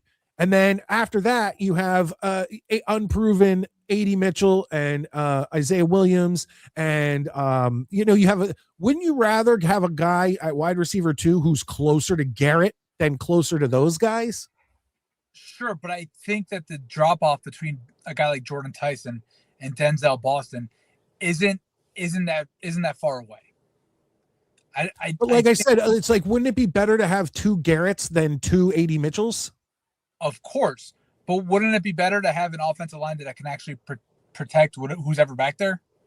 Well, like I said, I mean, we still have Myers at center, right? Yeah. Okay, so we have 4 of the guys on the offensive line. If you could just get a guy, and I don't think the guy from the Raiders is the answer, at all. But I just don't know if that's 4 out of the 5 positions. So whereas that wide receiver, we have 1 out of 4. Let me put it this way: if the Jets were to trade 44 for Brian Thomas Jr., I'm not for that, and I'll tell you why. Why, and I've heard this before on other shows. Why are the Jaguars so willing to give this guy up? Like for that, you know, understand what I'm saying? Well, like it seems like there could be some locker room shit. It could have been bad attitude. I don't know, but sure. why are they willing to give this guy up so easily? Because they also drafted Travis Hunter 2nd overall last year. They also had Parker Washington have a breakout season. They also signed Jacoby Myers. They traded for him and re-signed him to be that guy. They have a room filled with young potential wide receivers. So if they can go and say, hey, Brian Thomas Jr. of those guys gets us back the most value, then you go and make that move. Because would you rather a really good number 4 receiver or turn that into another early 2nd round pick? I don't know, man. Like I said, I'm hoping everything just goes off without a hitch, and the things that we've been talking about for the past 3 weeks just comes off. It's like, you know, reset 2 and Tyson or Lemon at 16, and you know, just go on from there, and then just keep on moving. Would you be interested in if that were to happen? Which again is, I mean, betting odds are going to say so. Having reset 2 and a Tyson at 16, whoever it is. When you get to 33, I'm going to give you 2 names and let me know if either of them interest you. One is Ty Simpson, the quarterback from Alabama, and the other is CJ Allen, the linebacker from Georgia. Would you be down to take another linebacker early in the 2nd round? I know to Ty Simpson. First off, I don't think he's going to be there, but it's just I don't understand why he was so far dropped down the list. And now all of a sudden they're projecting him in like the top like 12 or top 15. Like, I don't know. I don't understand. Well, we saw him play over his last year in college. What has changed? A combine? Like, I'm not fully understanding. Like, look at Zach Wilson in the combine. You know, like, you know, he threw a bullet, like a 100-yard pass that looked amazing. And then look what happened there. So it's like, no, I don't want the earliest I would take Ty Simpson is 44 and he's not going to be there. So why even talk about that? I at 44, I'd be willing to take like a Nussmeier or an Aller or some random other quarterback just to bring in a guy and see what he's got. I wouldn't do that at 44. Well, whatever, but that's the earliest I'd be willing to accept a quarterback being taken. That's what I'm saying. What about a guy like CJ Allen, the linebacker out of Georgia, that has Sonny Styles type of comparison in terms of like skill sets? We just signed Demario Davis. And I like that signing a lot. Oh, for sure. He's gonna be our CJ Mosley. We pretty much all agree on that. Yeah. 100%. But I like CJ Allen a lot. I think you bring him in as a guy that learns from Demario Davis, can play the second inside linebacker next to him when you have Reese on the outside. I mean, it's a possibility. Like I said, best when we get into the 2nd round, best player available for a need of a position that we really need. And I don't think tight end is in that. I don't think wide receiver is in that. If we take a wide receiver at 16, I think I'd be good with, you know, a 16 wide receiver, Garrett Wilson, AD Mitchell, Isaiah Williams, like that group. I'd be okay with it going into this season with that. Okay, so let me ask you this: if the top 3 receivers are off the board, right? If they are, just for shits and giggles, and Kenny Sadiq, the tight end out of Oregon, who's, I mean, like, look, Kyle Pitts is listed as a tight end. He's not really a tight end. Kenny Sadiq is the same way. He's a tight end, but he's not really a tight end. He's a pass catcher. And Mason Taylor, he'll be solid, but he's not a guy that can stretch the field like Kenny Sadiq can. Would you be willing to take him at 16? I don't think so. I like Mason Taylor. I think he got a lot better and throughout the season, and I think he's going to continue to get better. And then we just re-signed Ruckert. So it's like, what are we doing? You know, like, I mean, would you be willing to take Kyle Pitts right now? I don't know. Like I like I said, for the second round, for me, I'm going to trust Darren Muji. Like in Muji, we trust at this point. I think he's done an outstanding job since the Sauce Gardner and Quinnen Williams trade. From that point till now, I think he's done an outstanding job. It was questionable at the beginning of the season, bringing in Justin Fields and things like that. Like that was a little whatever. We needed a quarterback. You know, Yeah, it I is think what that it was is. a desperation move. Yeah, but at this point in Muji we trust, and I'm gonna, because once again I also don't think Muji and Fields are. Or I'm sorry, I don't think Muji and Glenn are tied together. I think that I agree with that. that Glenn loses his job before Muji does. I think Muji has done outstanding, and he's given me everything that I wanted. Like from the beginning of last season, I said, Muji, get me picks and get me tons of cap space. He did it. Like I can't ask for more than him, for more from him. And I was saying, I don't know if you heard this earlier. I said to Maddie, the dream scenario for me right now would be next year, Aaron Glenn and Muji put together a kick-ass team that wins 7-8 games, and Indianapolis, Dallas, or Green Bay suck it up and have, you know, because we get the best pick between Green Bay and Dallas. One of those teams sucks, Indy sucks, and they end up, because if we end up with one of those teams in the top 5 or 6 picks, I think we're getting a great quarterback next year. Yeah, dude, there's a real possibility that the Jets have 3 of the top 15 picks next year. That's crazy. That would be unbelievable. How awesome would that be? That'd be nuts. I mean, but once again, Abe, I would rather have 2 of the top like 10 picks or 15 picks, and the Jets be at 12 or 13 like their pick, because they did so well this season. Of course. Like that's the dream scenario for me. Right. By 3 of the top 15, the hope is Daniel Jones back. Yeah, the Jets pick is 15. The Jets pick is 15, right? And then the other 2 are much higher. Yeah, which I mean, Dallas can always Dallas. Green Bay, if Jordan Love goes down any period of time, which he seems to do the last couple of years, they struggle without him. They don't have a second quarterback in place. And the Colts, I mean, what happened to them after Daniel Jones got hurt last year? Done. Yep. Crazy. Yep. Crazy how bad they were. That was the fucking plane just crashed into the fucking mountain, dude. So, I mean, what's to say that doesn't continue? They still have quarterback room. Daniel Jones coming off an Achilles. Like, he's not going to be back ready to roll early on. Yeah, he's not going to be fucking shooting lights out, that's for sure. He's also Daniel Jones. Yeah, that's a very valid point.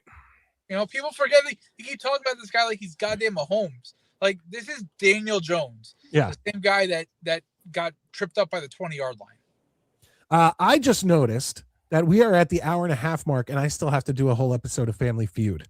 So, what I'm going to do is hey, Abe, I actually loved this conversation, and I loved you picking our brains on like, what if this happens? What if that happens? Because that's a little different than what I've been hearing on, you know, Jets beat writers. And it's just constant like, oh, we should take a linebacker edge at 2, and we should take a wide receiver. We know, we get it. Let's move on to other things.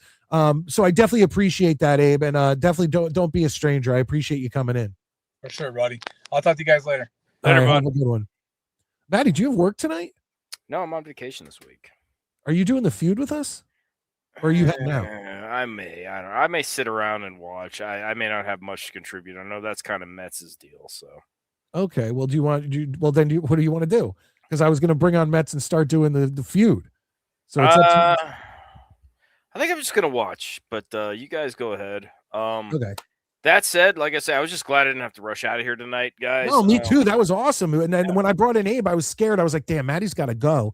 So he's not going to be able to talk. We're not going to be able to, you know, shoot the shit with Abe as a threesome. No homo. Oh no, pro homo. Definitely homo. I'm very pro homo. Okay. I don't know. I mean, run through what you got to do. I'll sit in the green room and watch. and if I want to come on, I'll say something in the comments or something. Okay. But I'm gonna finish watching the show for sure. Awesome. All right. Well, if you want to come on, do like a. I'll just text you. You got your phone, right? Sometimes I don't. No. Yeah. Oh, I do. Yeah, I'll just shoot you a text. Apparently, you have other people in the green room waiting to come on. Okay. All right. Well, I'll be around, guys. Maddie. All right, Maddie. Have a good night. I'll be in the green room. All right. All right, ladies and gentlemen, it is almost time to start the Family Feud, but Maddie was right. I do see him in the green room. So, and this is my fault. I went way longer than I usually go. I'm starting to get to the feud like 10 minutes ago, maybe even more. So I apologize, but ladies and gentlemen, let's bring him in. Here we go. Scott says Beast is certainly pro homo. Let's see what he has to say. Beast, what's up? Que pasa? How are you? Que pasa? I looked at all these guys that we're getting. It looks okay, but I want to see what they could produce first.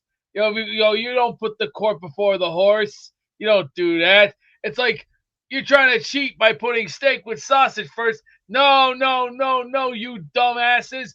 You gotta learn to, if you're gonna marinate something first, do something first. Go marinate your steak, then prepare it onto the grill. Then, if you're gonna make a nice breakfast, add sausage to it, or bacon, or a nice slab of eggs. As a matter of fact, today I cooked up some chicken. Yeah, that's right. And I don't know about this Geno Smith guy. There's something fishy that I don't. There's a lot of things I don't like about him. One, he did not cut it the last time he was here. Two, he sucks so bad I wanted to rip my face off. Looking like from the Beetlejuice. We're going. Yeah. You remember the one part where the one lady? Is there any truth to the rumor that Maddie and you are brothers? Oh, give me a break. Who? Okay, who put the drugs in the water? That's the question. I don't know. Yeah, that don't sound right in my back pocket. You know what? This guy's asking for the ass kicking of a lifetime. He's a good friend. He's a good friend of yours, Beast. That's what I remember. Well, he just he opened up floodgates. I don't know. I think you. You know what? I'm gonna say it's my form. I got my tongue up this chick's ass. It could be boring when you're at the bank. Wait a minute. When did you have your tongue up a girl's ass? Just earlier today? No. Watch closely. It could be boring when you're at the bank. You take out a chick. You open up her seat and do some nice stuff. But hey, at least enjoy the finer things in life. Okay, at least don't be an asshole when you actually do the right thing. Okay, Beast. What my question to you is sometimes I have a hard time even. I was watching a little Andrew. I was picking up a little Andrew this morning from the Osmond comment, but before we get all that, also I want to address that we don't need AVT now. He's now a loser. He went and joined up with the rival Shitriots. They're not the Patriots, by the way. They're the Shitriots. That's why I call them shit. And Ryan comes in. He says, "Hey, Beast, make like a tree and get out of here." Hey, I got a surprise for you. Oh, is it you're going to quote Andrew Dice Clay? Watch this. How about we spice it up with a little twinkle, twinkle, little star? How I wonder what you are. Shine upon the parking lot as I eat my girlfriend's twat. Oh, Beast, that's not you can't say, "Are you ready for this surprise?" and then quote Andrew Dice Clay like you do every week. Oh, that's hot. That's even hot. Oh, how about a little patty cake, bacon, man? If your chick's out of beard, fuck her in the can. Oh, Beast, this is a good question. Did you end up putting a bucket below your window for when you pee out of it? We do not do that here in public here. I'm sorry. Use the bathroom. If you have to pee, I thought I saw a video of you peeing out your window. Bathroom. I thought I saw a video of you peeing out your window. It's called you're in a home, you're in public, do it in the bathroom. Beast, video does not lie. No, that's all fake. See, people like to use AI as an excuse, and that's pretty sad. And I don't find any of that amusing at all. Oh, and it's a danger zone. If you got something to say, bitch, I got a little taste tester for you. How about a little Georgie Porgy pudding and pie? How about how about you jerked off in your girlfriend's eye? When her eyes were dry and shut, Georgie, F that one-eyed slut. And there it is, Andrew Dice gay. What? Which I don't agree with because I am a big fan of the Dice Man. Well, I got something for him just for that one. Little Bo Peep, fuck the sheep, blew a horse feet right through his feet. She ate his ass, so very nice. Here's what you should have done. Not yet, but man, you got to calm down, buddy. Okay. Yeah, what you need to do, Beast.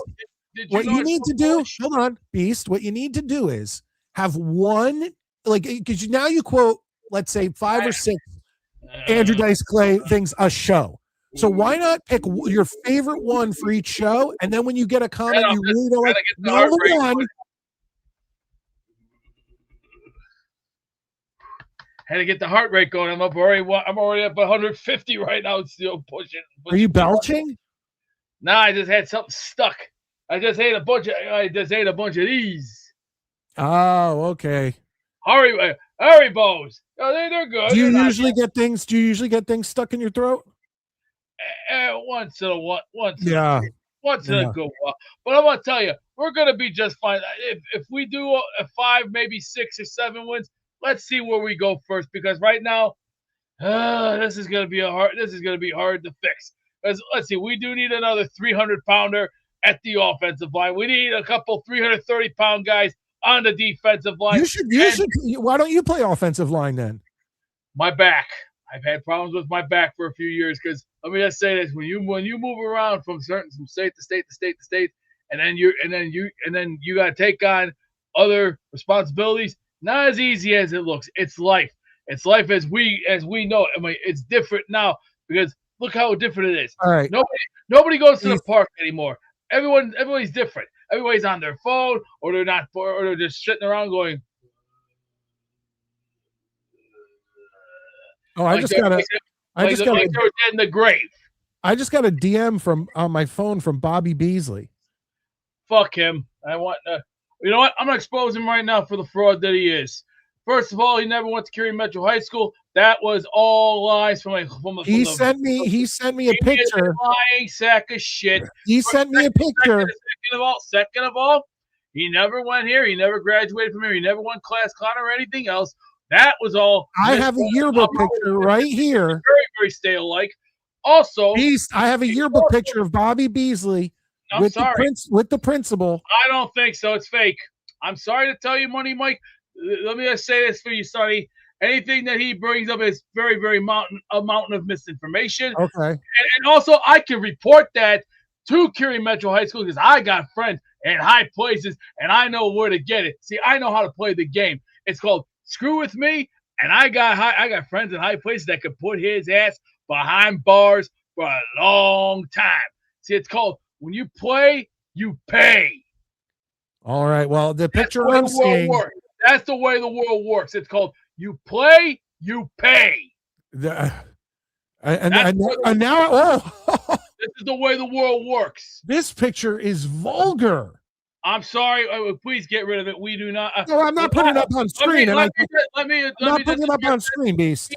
ESPN will not tolerate that kind of disgusting behavior. That behavior will be ludicrous and disgusting and vulgar and also very inappropriate towards compliances and practices.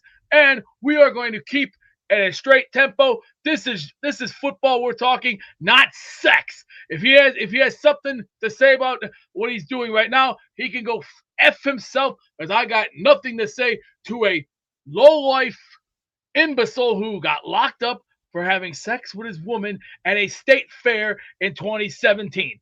Who gives a crap about him? This is a jet show. I love this show. Let me clear something up. Hold on. So he had sex with the principal at a state fair. No, he didn't have he had sex with a woman at a state fair. Not the principal, though. No, that is falsified mountain of misinformation from him because he's making up thousands of lies. See, the lies are not going to work. See, it's called you want to lie, you're going to get caught. You're not Beast Breaker anymore? You're not Beast Breaker anymore? Whoever's making this shit up is fake. I'm sorry. Well, they're not fake. They typed it. Let me address the elephant in the room, shall we, folks? Let me address one thing. The internet has been here since 1984. It has all the scoops. It has all the answers. Why? We have Ask.com. We have Bing.com, Yahoo.com, Google.com. 4 of the biggest search engines on the market. Also, he also tried to lie that he lived in Chicago. We pulled that up. Unfortunately, didn't work. White Pages also cleared that up. See, there's an old saying, you lie, you will get caught. See, Al Bundy once said these words, it's only cheating if you get caught. Scott has a good point here. He says, who hasn't had sex with a woman at a state fair? That's if there's kids around and you're doing something illegal. What if you just do it in the porta potty? I don't know about that, Jaxie. You gotta remember something. It may stink a little bit, but you got state cops and you got local cops. You gotta remember, in this world, if you get caught, book them, Dano. Fair enough.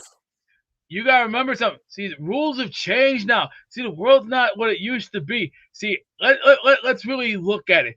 No, we're not gonna really look at it. We're just talking about having sex with the state 84. The internet has been here, and it's been everything that we expected. We have everything on the internet. We have eBay. We got iOffer. We got all this other crazy stuff that everybody's talking about. And I keep hearing about this whatnot. I don't even know what the hell it is. Half the stuff, I don't even know what the hell half of this stuff is because I don't even go on like I used to because it's changed. Our world has changed. Well, just listen, I was late tonight, so I've got to get to Mets and the Family Feud. I understand that. But listen, look, Scott said a very nice thing. He said, I love Beast, sorry, but not in a gay way, Beast. Just watch yourself. What's wrong with what he said? In Italian, let me just say, you try that shit, you know what happens next? Crack! All right, Beast, give me one last Andrew Dice Clay. Oh, you know what? Here we go. I'll tell you this one. Let's do this. Jack is fat, no fat. His wife can eat no lean. So Jack ignored her flabby tits and licked her ass so clean. Oh! Oh, thank you, Beast, for coming on. Hey, as they say in Italy, arrivederci, boys. Have a good one, Beast. All right, ladies and gentlemen, it is now time, even though it's a little late, but me and Mets can get through this stuff, and I want you guys to play along with us in the feud. Here we go, ladies and gentlemen. Mets 2128, clearly looking down at his phone. He's ready to go. I can tell. How you doing tonight, Mets? Fine. Oh, you sound excited. I mean, I've been basically keeping tabs on the tournament as much as I can today. What was that, Mets? I've been trying to keep tabs on the tournament so far today. All right. Well, let's do this. Let's get to the feud. Family Feud. This is from January 22nd. January 22nd, 1979. Here we go. Let's make this. Whoop, here we go. We're going to make that screen big. And let's get to playing some Family Feud. You got the Riley family. How many women is Richard Dawson going to kiss on the mouth? Did we do this episode already? I don't know. No, we didn't do this one. Family. Oh. Laverne, Tammy, Bob, Brian, and Marty. And one's coming on a pair of crutches. Yeah, what is going on here? Well, we got a crippled guy coming on the Family Feud tonight. That's good. It looks like 3 women per family, although one woman looked strikingly like a man.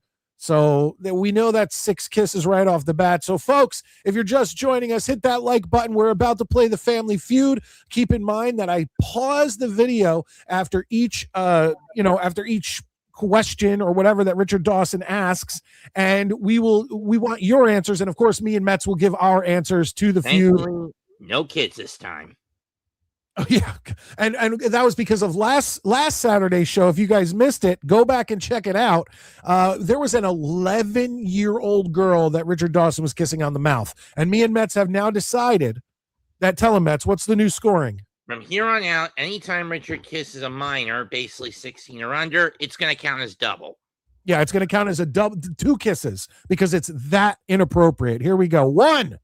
There's 1, folks. $17,301. Let's meet these rascals once again. That lady is not pleasant to the eye. Like, Mets, who would you rather kiss, Richard Dawson or her? I might pick Neither. Richard Dawson. Neither. I'd rather, if my pet was still alive, I'd have him lick Richard. Yeah, she's rough, and she's wearing her blazer. She's ready to go to work. All right. 4 of your 11 children. I'll try and remember which ones they are. This is my daughter Kathy, my son Matt, Kathy's my not daughter bad. Suzanne, and my daughter Regina. Look at Regina. What is that? The Velma Dinkley look updated. Yeah, she does have a Velma look. Like, that was rough. The others, of course, are Dopey, Sleepy, Doc. Happy, Grumpy, Larry, Moe, and Chip. Ew. Ew. Well, thank you. You married? Yes, You are. Is he He here? loves it. I don't think so. I'm surprised he didn't kiss her on the mouth again after he found out she was married. No? No. The weather. The weather, of course, the weather. Really? No. Did you really? Thanks, You Mets. live in California City as well? Yeah? Yes. Snowing there? Well, in the past, coming over. Oh, yeah. Because I've got the key to California City. I wondered how I got it so easily. Of course, it snows there. That's why I moved to California. How you doing? Fine. And Matt and his bride going to have a baby in August?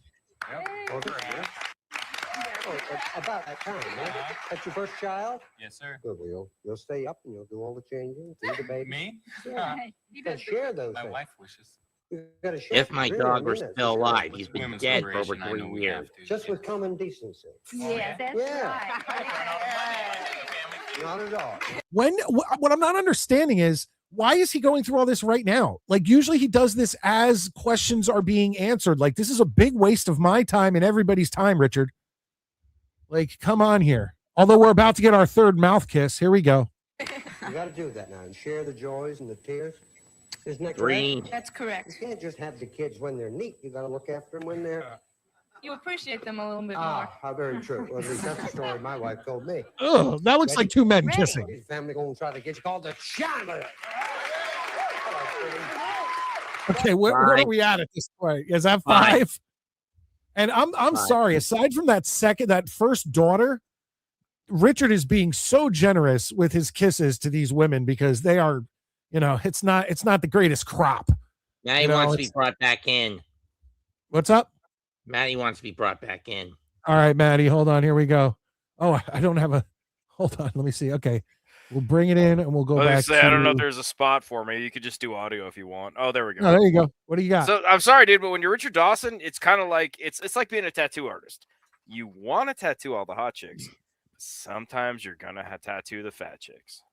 Oh, so it's also in the same vein as a gynecologist. Yeah, he has to. He's like, look, in for a penny, in for a pound. Some nights it's gonna be great. Other nights, I'm kissing that. Jets Worldwide Snowball said, did Metz say that he would let his pet lick his Richard? Lick Richard Dawson, not my. Oh, okay. Fair enough. Weird. Okay, carry on. But again, my dog has been dead for about 3 years. And Peg comes in, says, hey, everyone, happy Family Feud Saturday. Hell yeah. I love the fact that you guys are coming in and doing this. This is definitely picked up. I appreciate that. Tongue City time. He hasn't given tongue yet. No, Maybe he's been pretty tame. It's been just polite. He's been polite. All right, if he starts talking to this whole family again, I don't know if I can do this. He's supposed to ask the first question, then go down the line and do all this shit. question, Richard Dawson. Let's He just doesn't want- skip this part and just assume he gave. Oh, that he banged her after the show. Look at her. That Okay. that chick has his illegitimate child. 6. You call that a 6? No, in terms of the kiss count. Oh, okay. I was like, bro, I got news for you, motherfucker. Yeah, that's above a 6. We're gonna have to have a serious talk here, Mets. I meant in regards to the kiss count. I just want to make sure you're being fair and nice. I think the first 2 daughters on each side should kiss. I think that's something I'd like to see. That's something I'd like to see. By that Just point, the real hippie movement had just been killed off, right? Well, but the lesbian movement has always been badass. So No, it hasn't. no, No, it's not. I think there's a difference in my mind between Clearly, lesbians. you can't differentiate between cinema and real life. My son Brian, And my son Marty. Brian, why'd you And come on the Marty's show? Tiny Tim over here. He's like clearly injured. Like, come Hey, on, you know dude. what? No, fuck that. I wouldn't let it stop me either. Yeah, I I'd guess be like, not. fuck it, I'm on the feud. Let's do this thing. I'm gonna fucking put my best suit vest Why on. not get him a walking boot? It's 1979, asshole. They didn't have walking boots. Oh, he's just the fun. I mean, you're right, Maddie. It's not like we're dealing with a physical game show like And let's be real, Guts dude. or You're anything. not gonna miss you're gonna if you're going on the feud, you are playing that shit like it's Game 6 of the fucking Stanley Cup Finals. If you can be there, you will be there. Hell yeah. Where do you live, Don? La Cañada. All right. Where's La Cañada? All La right. Cañada is just above Pasadena, and we're going to I have like it. I like her daughter's shoes too. They I were didn't nice. see him. I'll have to watch. a float in the Rose Bowl Parade this year. And my son Marty. Where do You you didn't live, have to Don? go back for I it. like it. There you Okay, go. I like him. Yeah, I'm with you. Yeah, nice. All right. Where's La Cañada? La Cañada is just above Pasadena, and we're going to have a float in the Rose Bowl Parade this year for the first time. Oh, this is range. That's a big deal, I guess. I don't know. In '79, that was probably College like about as football close as game. we can like Not front really the page biggest news fan as of we it. could in Pasadena. Keep up. We'll all be in. As a float. Well, congratulations. I should look for the float. Right. Thank There he you. goes. How are you, Don? Fine. There we go. That's 6. What's your name? Look, now he's touching her. He's like, well, here's your nipple. Hair looks so pretty. I just like to touch it. So let me just You don't say there, Rich. Maddie, I'm telling you, if you get a chance, you got to go fast forward to the end of last Saturday's show when you get a chance and watch him mouth kiss an 11-year-old twice. I think I'm going to actually. it was, dude. I saw him mouth kiss a 13-year-old, and I thought it couldn't get grosser than that. This girl needed a phone book when she went up to hit the button in the thing. They needed to put a They little had to put a stool for her. Yes. And Richard Dawson's like, yeah, I'm gonna kiss you on the mouth. I'm just letting you I know. guarantee you, this chick's brothers afterwards were like, "Yeah, welcome to herpes, Tammy." Excited and everything. What do you do, Madonna? I am a manufacturer representative along with my husband, and we sell canvas tote bags and day packs. You know, all the backpacks. Yeah. All the kids. Stop Richard it. Dawson 100% called any mafia connections he had to kill her husband right away. I was gonna say she's lying. She's her husband's secretary. at this Whatever, time. but I guarantee you, Richard Dawson was like, "Listen, this motherfucker has to go.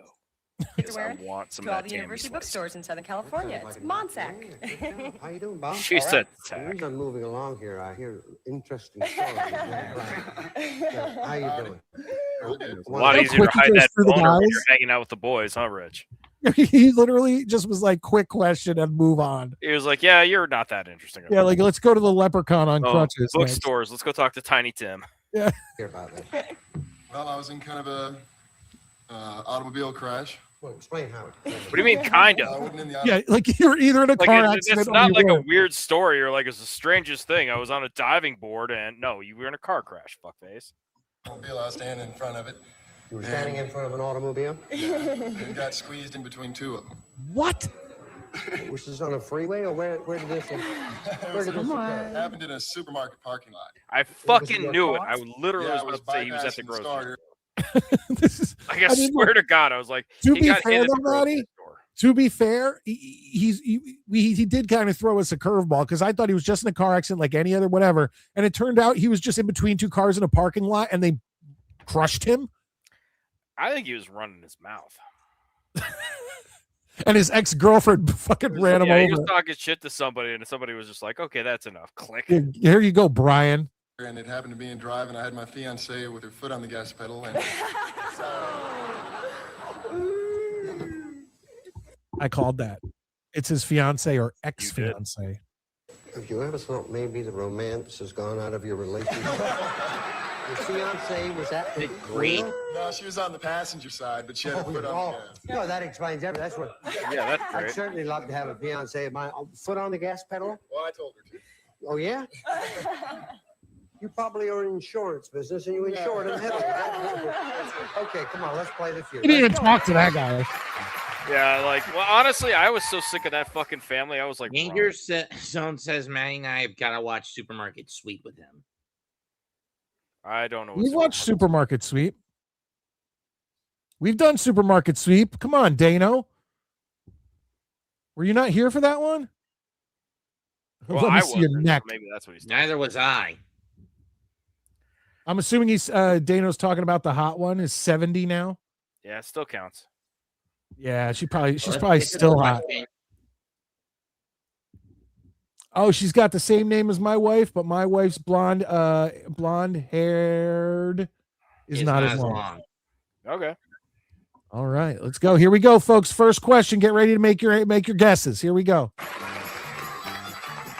Okay, ladies, 100 people surveyed, top 5 answers on the board. Try and find the most popular answer. If you Keep it can. Here's era the question. appropriate. Name something you pay for whose cost is determined by a meter. Parking meter? Yeah, like is that what we're talking about here? Yeah. All right, we all said parking meter. So All can right, we come well, up? okay, so go for it. Well, what else could we come up with? Like, I'm gonna go to the chat. Gas, gas, meter. electricity, long distance phone calls. Ooh, long distance phone calls. That is time era. That's exactly what Metz was talking about. Maddie, Your boy's took it. old, baby. I've been around. I remember those days. Free nights and weekends. No. Water meter, like your plumbing bill. Rashad says pimp, Fair enough. but I like electricity, water. Yeah, water meter, absolutely. LD, so we got- electricity, gas. Power's the same as gas and electric, so we're not going to count that. Well, we'll count it. I mean, it's a good answer. Taxi. Oh, that's great, Yeah, Scott. good one, Great Scott. answer, Good Scott. one. We already have the hooker pimp one there. Let's see here. Hot daughter meter. Okay, so the Midnight Mike Show family is coming in with parking meter, Iowa power. Jets is clearly a human trafficker. So we as a group have we've got electricity or power, we've got water, we've got parking, and taxi. We've got 4 as far as I can see. But let's see what we got here. Let's go. Get them. Here we go. Yes, parking. That was all of our first one. Boom! We're all geniuses. Clearly road scholars. Say pass. No, I think this is easy, but as you pass, we'll go over here. Kathy, That was dumb. name something you pay for whose cost is determined by a meter. Your electricity. Oh, I think, of course, that's something. Electricity? There we go, guys. Good job. Good job in the chat. A taxi? Pardon? A taxi. Taxi! That's Scott's one right there. Boom. There we go. There you go. What do we go with now? Water? I guess our last one is water. Hirsch is saying, yeah. Well, we had gas What do you too. think? I think this is a difficult question. Not difficult at all. Okay, gas and water. Something you pay for whose cost is determined by a meter. I would a produce scale. I don't know if that's You're quite right. It's a Wow, scale, he's dumb. not a, What we not a call meter. the PS or the produce scale. Maddie, there's always one. So that whole There's family's always like, one dumbass. we had to bring this fucking idiot with us. Why?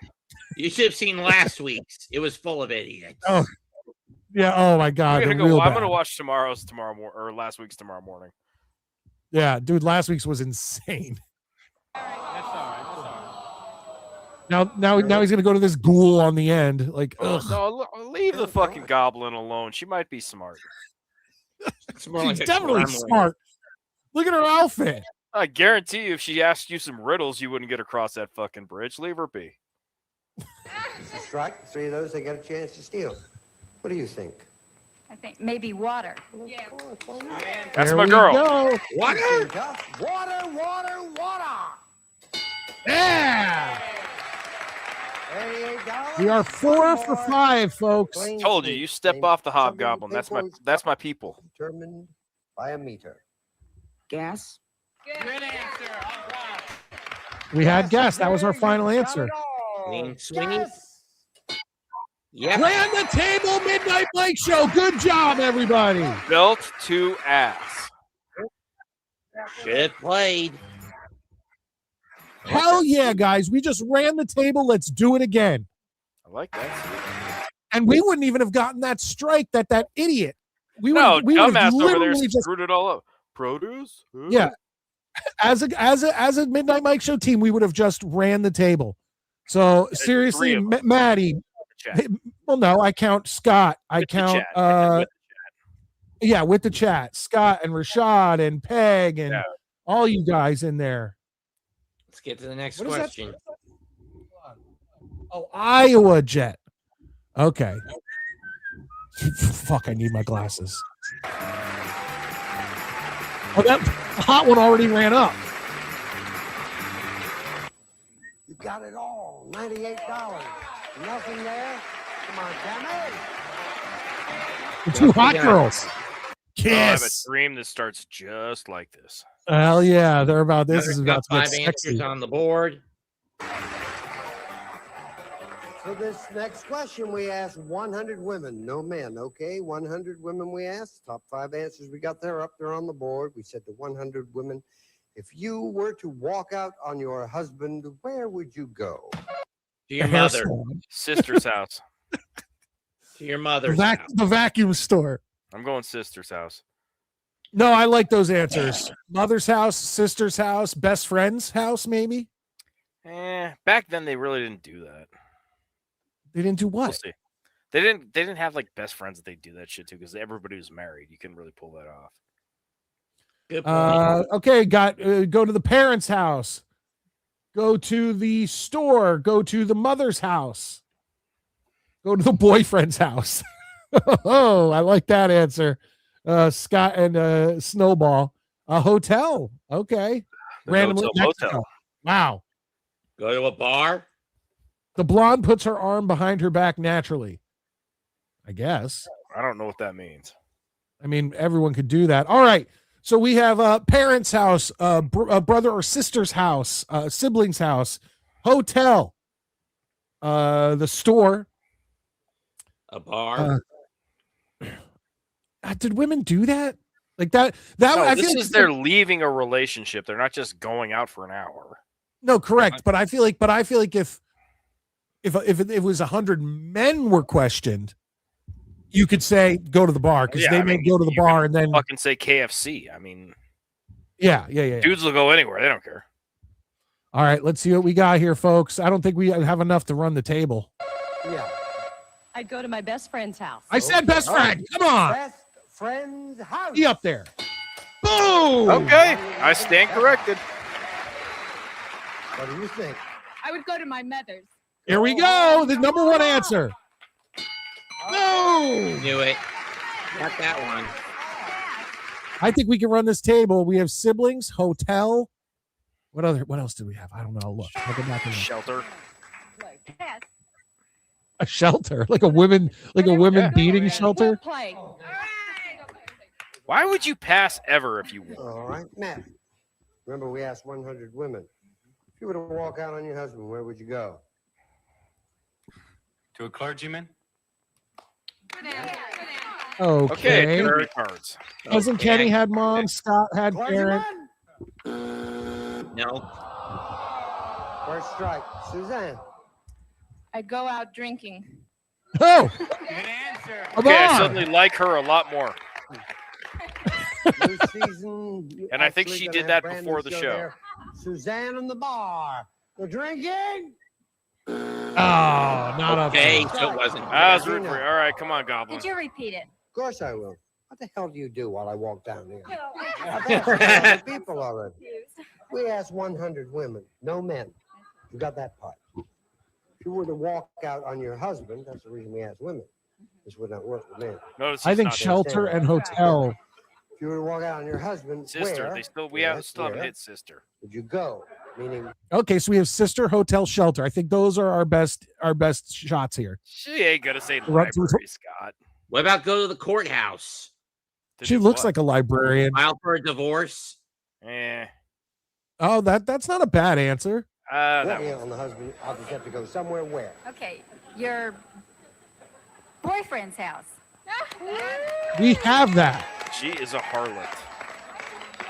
Oh! No, if you're going to find out, she's going to drop in the bar a little later. The boyfriend's up there. You're okay. If not, it's your third strike. Boyfriend? Not there. Not there. Hey, Laverne, my darling. Look at this guy. He has to Poor guy on sit the down. crutches. He doesn't even have a cast on. What a wuss. Relative. Motel. They say motel. They do. They do. If you give me the name, I'll go there and to a motel.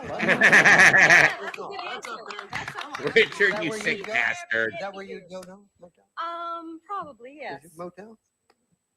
Well, no no, tell but that's not motel. what I'm supposed to say. We're supposed to say what somebody else might. Yeah, well, I just wonder, where would you go if you walked out? Would you not? She'd go for a ride in the car. Ah, she would. Yeah. That's as far as I'd Why go. don't you go to a bar and meet Suzanne? Over there? There's motels up there. He's trying to hook up lesbianism. Ah, okay. Yes. Well, in that case, you and I'll check into the motel. Oh, motel's there. The $80 for you. If not, you take a big leave. Maddie, you might be right. He hooked up with her after the show. I'm telling you, that chick banged. There we go. Good job, Peg. Number 4. We like you to be enthusiastic, but I don't want you to break that leg again, Number 4, please. Get an apartment.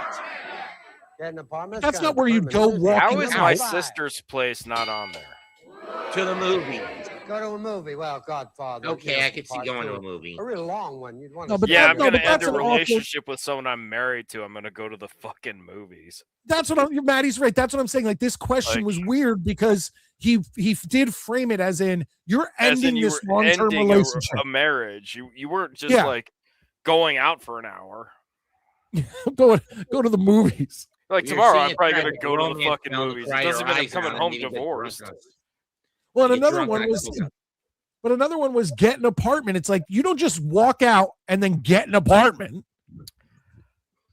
Like there's credit checks and all that shit. Things, It's like, well, in the 70s there weren't. yeah, I guess not. Right afterwards. Well, that happened. Why, it's a very close game if you look carefully. 98 for the Riley. Chandler's 80. He's actually British, isn't he? Yes. Yes. I mean, you have to watch Hogan's Heroes to really catch it. Both guys are like on the board. though that guy on the left, his haircut and mustache is like half the people on Family Feud at this time.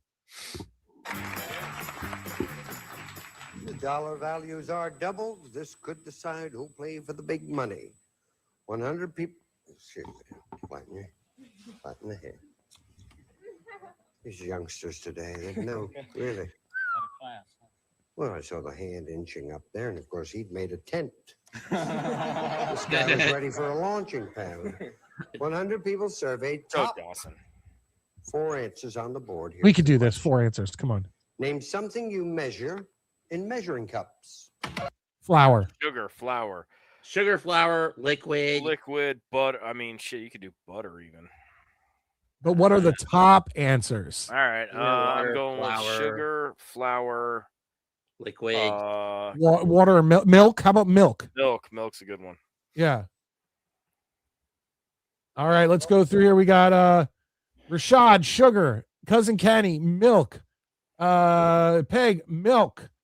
All right, we got. Well, I think we got this. I think we as a group so far we're kind of going with milk, flour, sugar, and we need another one. We need another Water, eggs, salt. one. Whiskey. Come on, guys. Scott, they're not all like you and I. oil. But do you measure? Oh, oil, the cooking oil. Yes. Okay. There we go. All right, fire it up. All right. We got 2 whiskeys in there, guys. Come on, you drunks. You know who you are. Flour. Flour. The first answer. Oh, Boom. guy. You gotta play. Ladies say play. Yeah, you gotta play. Okay. Why would you ever pass? Good. Do you cook, Valerie? Yes, sir. I'm a cook at the Rio Bravo Tennis That's Ranch. right, yeah. So you do a little cooking at home, I hope. Yes, sir. We're Good. making ginger. Dude, right if now. that guy is not like Son of Sam or Zodiac, There are dead Boy Scouts in a crawl space that only he knows about. yeah, like that dude is scary. Yeah. Christmas. Romantic thought. No, particularly as this is almost February. Well, he's making them for next year. They've got to age. Just like Let's red go, wine. Dawson. just like fruitcake. Well, thank you very much. No, sorry.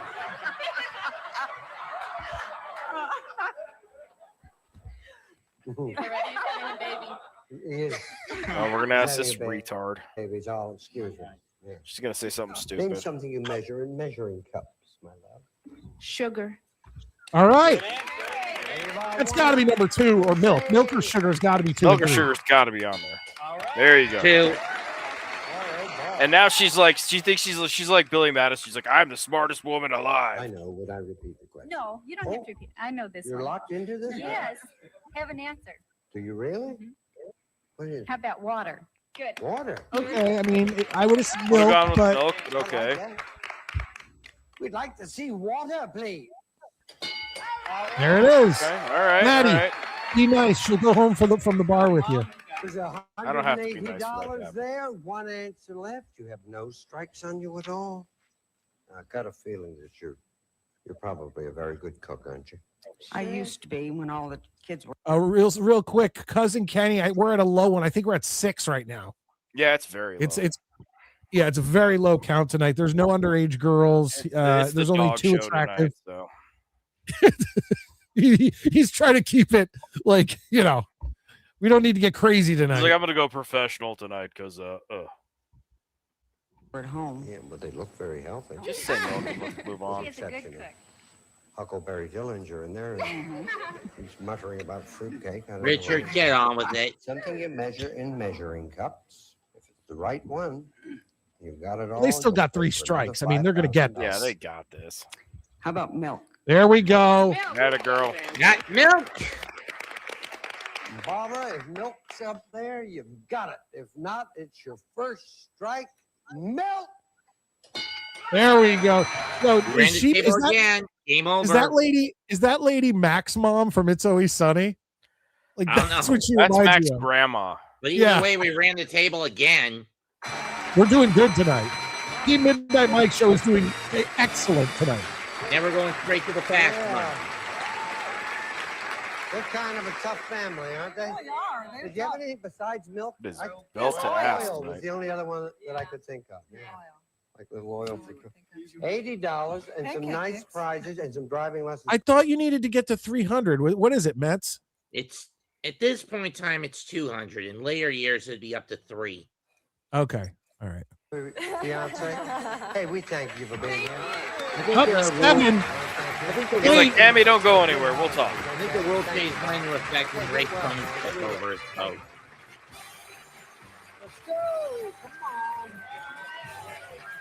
Now, 2 women in fast money. He does like to kiss a lot. So we're up to 8, but to beat our 15 is going to be a reach. Yeah, we need at least 7 more. Yeah, that'd be rough. It's a good time here now. At that amount, we're getting more than 10 tonight. I think we could beat 10, especially if they win. $5,000 right after we watch this. Up there's 9.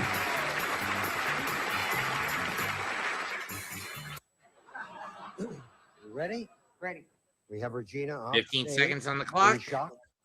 She met Howard. By the way, folks, if you're new with us, I just let this one run through and we just kind of yell things out. I'm not going to stop by each question. We just let this one run. Face to face. It's not a pretty sight, dear. I know. She has earphones on. She cannot hear us. This is for luck. Thank you, Richard. 15 On the cheek seconds. doesn't That count. doesn't count. It doesn't count, but he could have easily went for another mouth there. Come on, Richard. He should have just given her a hickey. Well, excuse me. Name something you cook in aluminum foil. A big potato. Something people wear that's white. A shirt. Shirt. Something that hurts your eyes. The sun. Sun. Something people speak into. Microphone. Something that glows in the dark. Nightlight. Head shoes from the 80s. Flashlight. A flashlight, or the glowing flashlight, as we know it. How about a firefly or a lightning bug? I would have also said a sticker if they had STD. glow in the dark stickers back then. Yeah. All right, let's see how she did. I think we all kind of There's answered still this. like 7 minutes left in this episode. I'm wondering the same thing. Like there's just not what's going They to just happen. leave the commercials in at the end or what? I have no idea. And Richard was vamping a lot this episode. Yeah. They were like reaching for content. Something you cook in aluminum foil, we asked. I And said you baked potato. Bread, that's of course the very white bread that's so hard to get. Is it not? Yeah, because it won't brown, will it? With the aluminum. You see, I'm a cook. That's how you keep it white. Our Oh, is survey it? said. Yeah. Dumbass. Well, that's why it's not such a popular idea. Something people wear that's white. You Sure. said. I think socks is a good answer. Socks is a Survey great said answer. Fox is probably going to be number 1. 6. What? 6.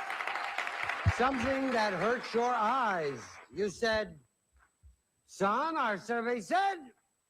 22. Not the Okay. number one Okay. answer. What do you think the number one answer is?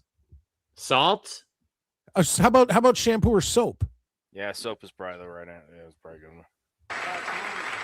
Something that people speak into. You said. Microphone. Microphone. Our survey said. There you That go. was an easy number 1. What does she have to get to? 200. Combined, they have to get to 200. Okay.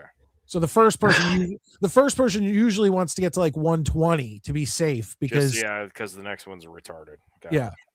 Just Something in that case. glows in the dark. The glowing flashlight. Nope. Our survey said. 2. 2 people. Better than nothing. Hey, 2 people are just as retarded as you, lady, and he's about to kiss her on the mouth. We're about to get 10 right here. That's Exactly. better than a 0. You're right. How can I not? Now, No, we're at 10. They ask him the same questions. Yeah. Come on, Okay, and they same can't question mimic I the asked. same answer. Oh, we sent the troll. and I love it. And they can't repeat an answer. If you do, you'll hear a buzzer, and then Rich will tell you try again. I think the ghoul might do decent. Yeah, I think she might be the savior of this retarded family. Let's see. You cannot The do show has better eyes. If you do hear this, I say try again. You give me another answer, okay? Okay. Please remind everyone the answers Barbara gave us. If she answers bread for the first one and they have to her, They're fucking done. 20 seconds on the clock, please. Name something you cook in aluminum foil. Baked potatoes. yeah, Something people wear that's white. Shirts. wedding There you dress, Something go. that hurts your eyes. The sun. Try Bring it. again. Soap. Snow. Something snow. people speak into. A microphone. Try again. Bullhorn. A megaphone. Something that glows in the dark. Is a lamp. Oh. I don't know. Hey, Why get did down- you right, send her up around. there? Even I don't. There's no way. He's not even gonna kiss her. Well, who wants to? I do. I'd rather kiss a bulldog. I'm down. the nerve to ask you if you were in doubt. French, Something you American, cook or in British, aluminum Mike? foil. I'm English bulldog, Okay. the British bulldog Matilda. Okay. We asked. You said potatoes. Number one Somebody answer. Come on, said baby. Gotta be. 33. Okay, okay. Come on. Is it the number one answer? Number one answer, potatoes. Something people wear that's white. And you said I'm guessing church is like a number 2 answer. Gotta be a high one. 17. I said wedding dress too. I don't know if that. I don't want to say this loud. Oh. Underwear. Okay. Tidy whities. Okay, that makes sense. You need 69 points for a lot of Yeah, money. back then they didn't have a huge assortment of men's underwear. I don't Yeah. There's something that hurts your eyes, particularly when thrown. The dreaded think. Snow. snow. Our survey said Salt will, 0. salt will be the number 1 One. answer. smog. Smog. Smog. That's that song, Smog. That is a very LA thing to say.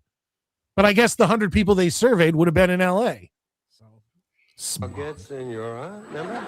They're apt. Maybe you don't remember, but nevertheless, that's it. Something that people speak into. You said megaphone. That's not a bad answer. megaphone. That's a phone that you borrow from a princess. Telephone. What about what about a regular And our phone? survey said Now they're screwed. microphone was number one, but I would imagine telephone probably would have been up there too. Yeah, we'd $5 stop the a old point, megaphone. And then something that glows $615. in the dark. We didn't get time to that. Ugh. Well, that was a clock or a watch face, alarm clock. Wow, So 2 listen, and you got 3. 131, $5 for every point of total. Oh! That was bad. 655, excuse me. God, this family sucks. We'll be back. He still won't kiss her. Nope. He's like, take your Forsaken back. Well, it's kind of a fairy story for the He's going to writer. go down the line. We're going to get 3 more. Sometimes, though, you were knocked out, and then you And that's came what this back time in. is. He's going I to go got down the 4. line. I thought there were 4 200 For what? women. No, on this side, there's. Oh, there's there is 3 on 4. this side Okay. and 1 on the other. So what are 2. we? So we're at 10. Yeah. So we could get to 14. $48. See how they do? Which would tie our old There's record. 4 on this side. Yeah, that would, if he kisses all of them, that would tie our old record because we beat the record to get 15. I don't think he's doing that. Just wait. Oh, they're gonna cut it down. We're not gonna be able to see it. We'll see. Tattooed on my keystone. Nope. Everyone has something to hide. Gross. My mother. I just That want to family see. was retarded, and I hope that they all suffer for it. What is this? Are they repeating the ending here? Yeah, it looks like it. It must have gotten cut. It must have been Yeah, cut or something weird happened there. All Well, that right, was- well, it is what it is. Hell yeah, I love playing the feud. That happened. Yeah, they did fall short. You've never been kissed until you've been kissed by an English bulldog. I had one. I know. See, I used to walk dogs, and one of my favorite dogs was this huge. It was a female, but it was a big, huge pit bull. And when I used to play with this dog, it could knock me. I'm 6'2" and like 240 pounds usually. This dog could knock me the fuck over. And I used to love playing with it because it reminded me of when I was a little kid and my normal dog could knock me over. But when that thing would lick my face, man, it was just like, that was a messy kiss. But I definitely appreciate everybody being in here, guys. Thank you so much. Hit the like button if you have not. Mets, thank you for being here and co-hosting again for the feud. And hopefully are you busy next Saturday? You said one of these Saturdays. I have a Sixers Hornets call around 6:30ish with Mitch of Hardcore Sports Network. Okay, I mean that there should be plenty of time to get on for the feud. I don't know. Depends on how badly my voice is shot. All right. Well, hopefully we'll see you next week, Mets. All right. Later. All right. Have a good one. Everybody go to Mets 2128. That's his channel. Hit the subscribe button and check out some of I enjoy his taste tests the best. It's a lot of like mouth sounds and chewing, and I know how much people I love just like when he gets drunk and yells at his mom. Yeah, that's always an interesting thing on Mets channel. Has a few wine coolers, and it goes downhill from there. Good night, cousin Kenny. It's good to see you. Well, for those of you that did stick around, this is probably the only time you will have me for the feud. So I hope that was fun for you. Dude, I had a good time. And I like that we got, some attractive girls. We got some trolls, some ghouls, Mac's grandmother. But yeah, that was fun. So that said, I am not sure if I'll be here Saturday or not, because there may be some medical shit going on that I have to go in for if they schedule it properly. If that's the case, I will not be here. I will let you know in the coming days there, Mike. But otherwise, guys, I hope you guys had a good night. Can we please just get to the fucking draft? Oh my God. Yeah. Let's just get this over with. God. I literally kind of want to go into stasis from like February till like the end of April. Yeah, I'm just so sick about hearing about it. Well, yeah, again, like we've said before, it's the same shit because this has to be the most, as a Jets fan, the most predictable draft we've had in forever. Yep. So who knows? Maybe the Raiders will fucking draft some dude we've never heard of and take a fucking flyer on him. But they'll take Newsmeyer at number 1. Right? Yeah, whoever they take. But anyways, that said, boys and girls, I will see you later on the week. I hope you have a great rest of your week, and I'll see you Monday. All right. So go Jets and slut ever. Have a good one, Maddie. All right, guys, thank you so much for being in here. I appreciate it. Where were you, Eli? We had Beast on. Beast was here. You missed him. It's sorry about that. Go back and check it out on the replay because he was here, and he was just yelling and screaming as usual. But it is what it is, folks. I had a great time. It's a little sad when we get to the end of a show and we don't win on the feud. I mean, we won. I think we as a collective Midnight Mike Show family won. We did outstanding. But the family was absolutely terrible. That was one of the worst performances on Fast Money that I think we've seen in the history of Saturday nights doing Family Feud. And we've done probably 10 to 15 Family Feuds. And this was embarrassing for that family. As a matter of fact, I bet of any of them that are still alive, saw that we did this show, they probably hung their head and was like, God damn it, they're going to show us looking like complete fools on the feud. Now, that family does get to come back, so maybe they improved their station the next show. I don't know. But it is what it is. I'll rewatch. Yeah, rewatch. Beast was here, you know. Sir Luca, where were you? I didn't even see you for the feud, Sir Luca. Did you come in late during like Fast Money? We still had a good time making fun of the people on the show.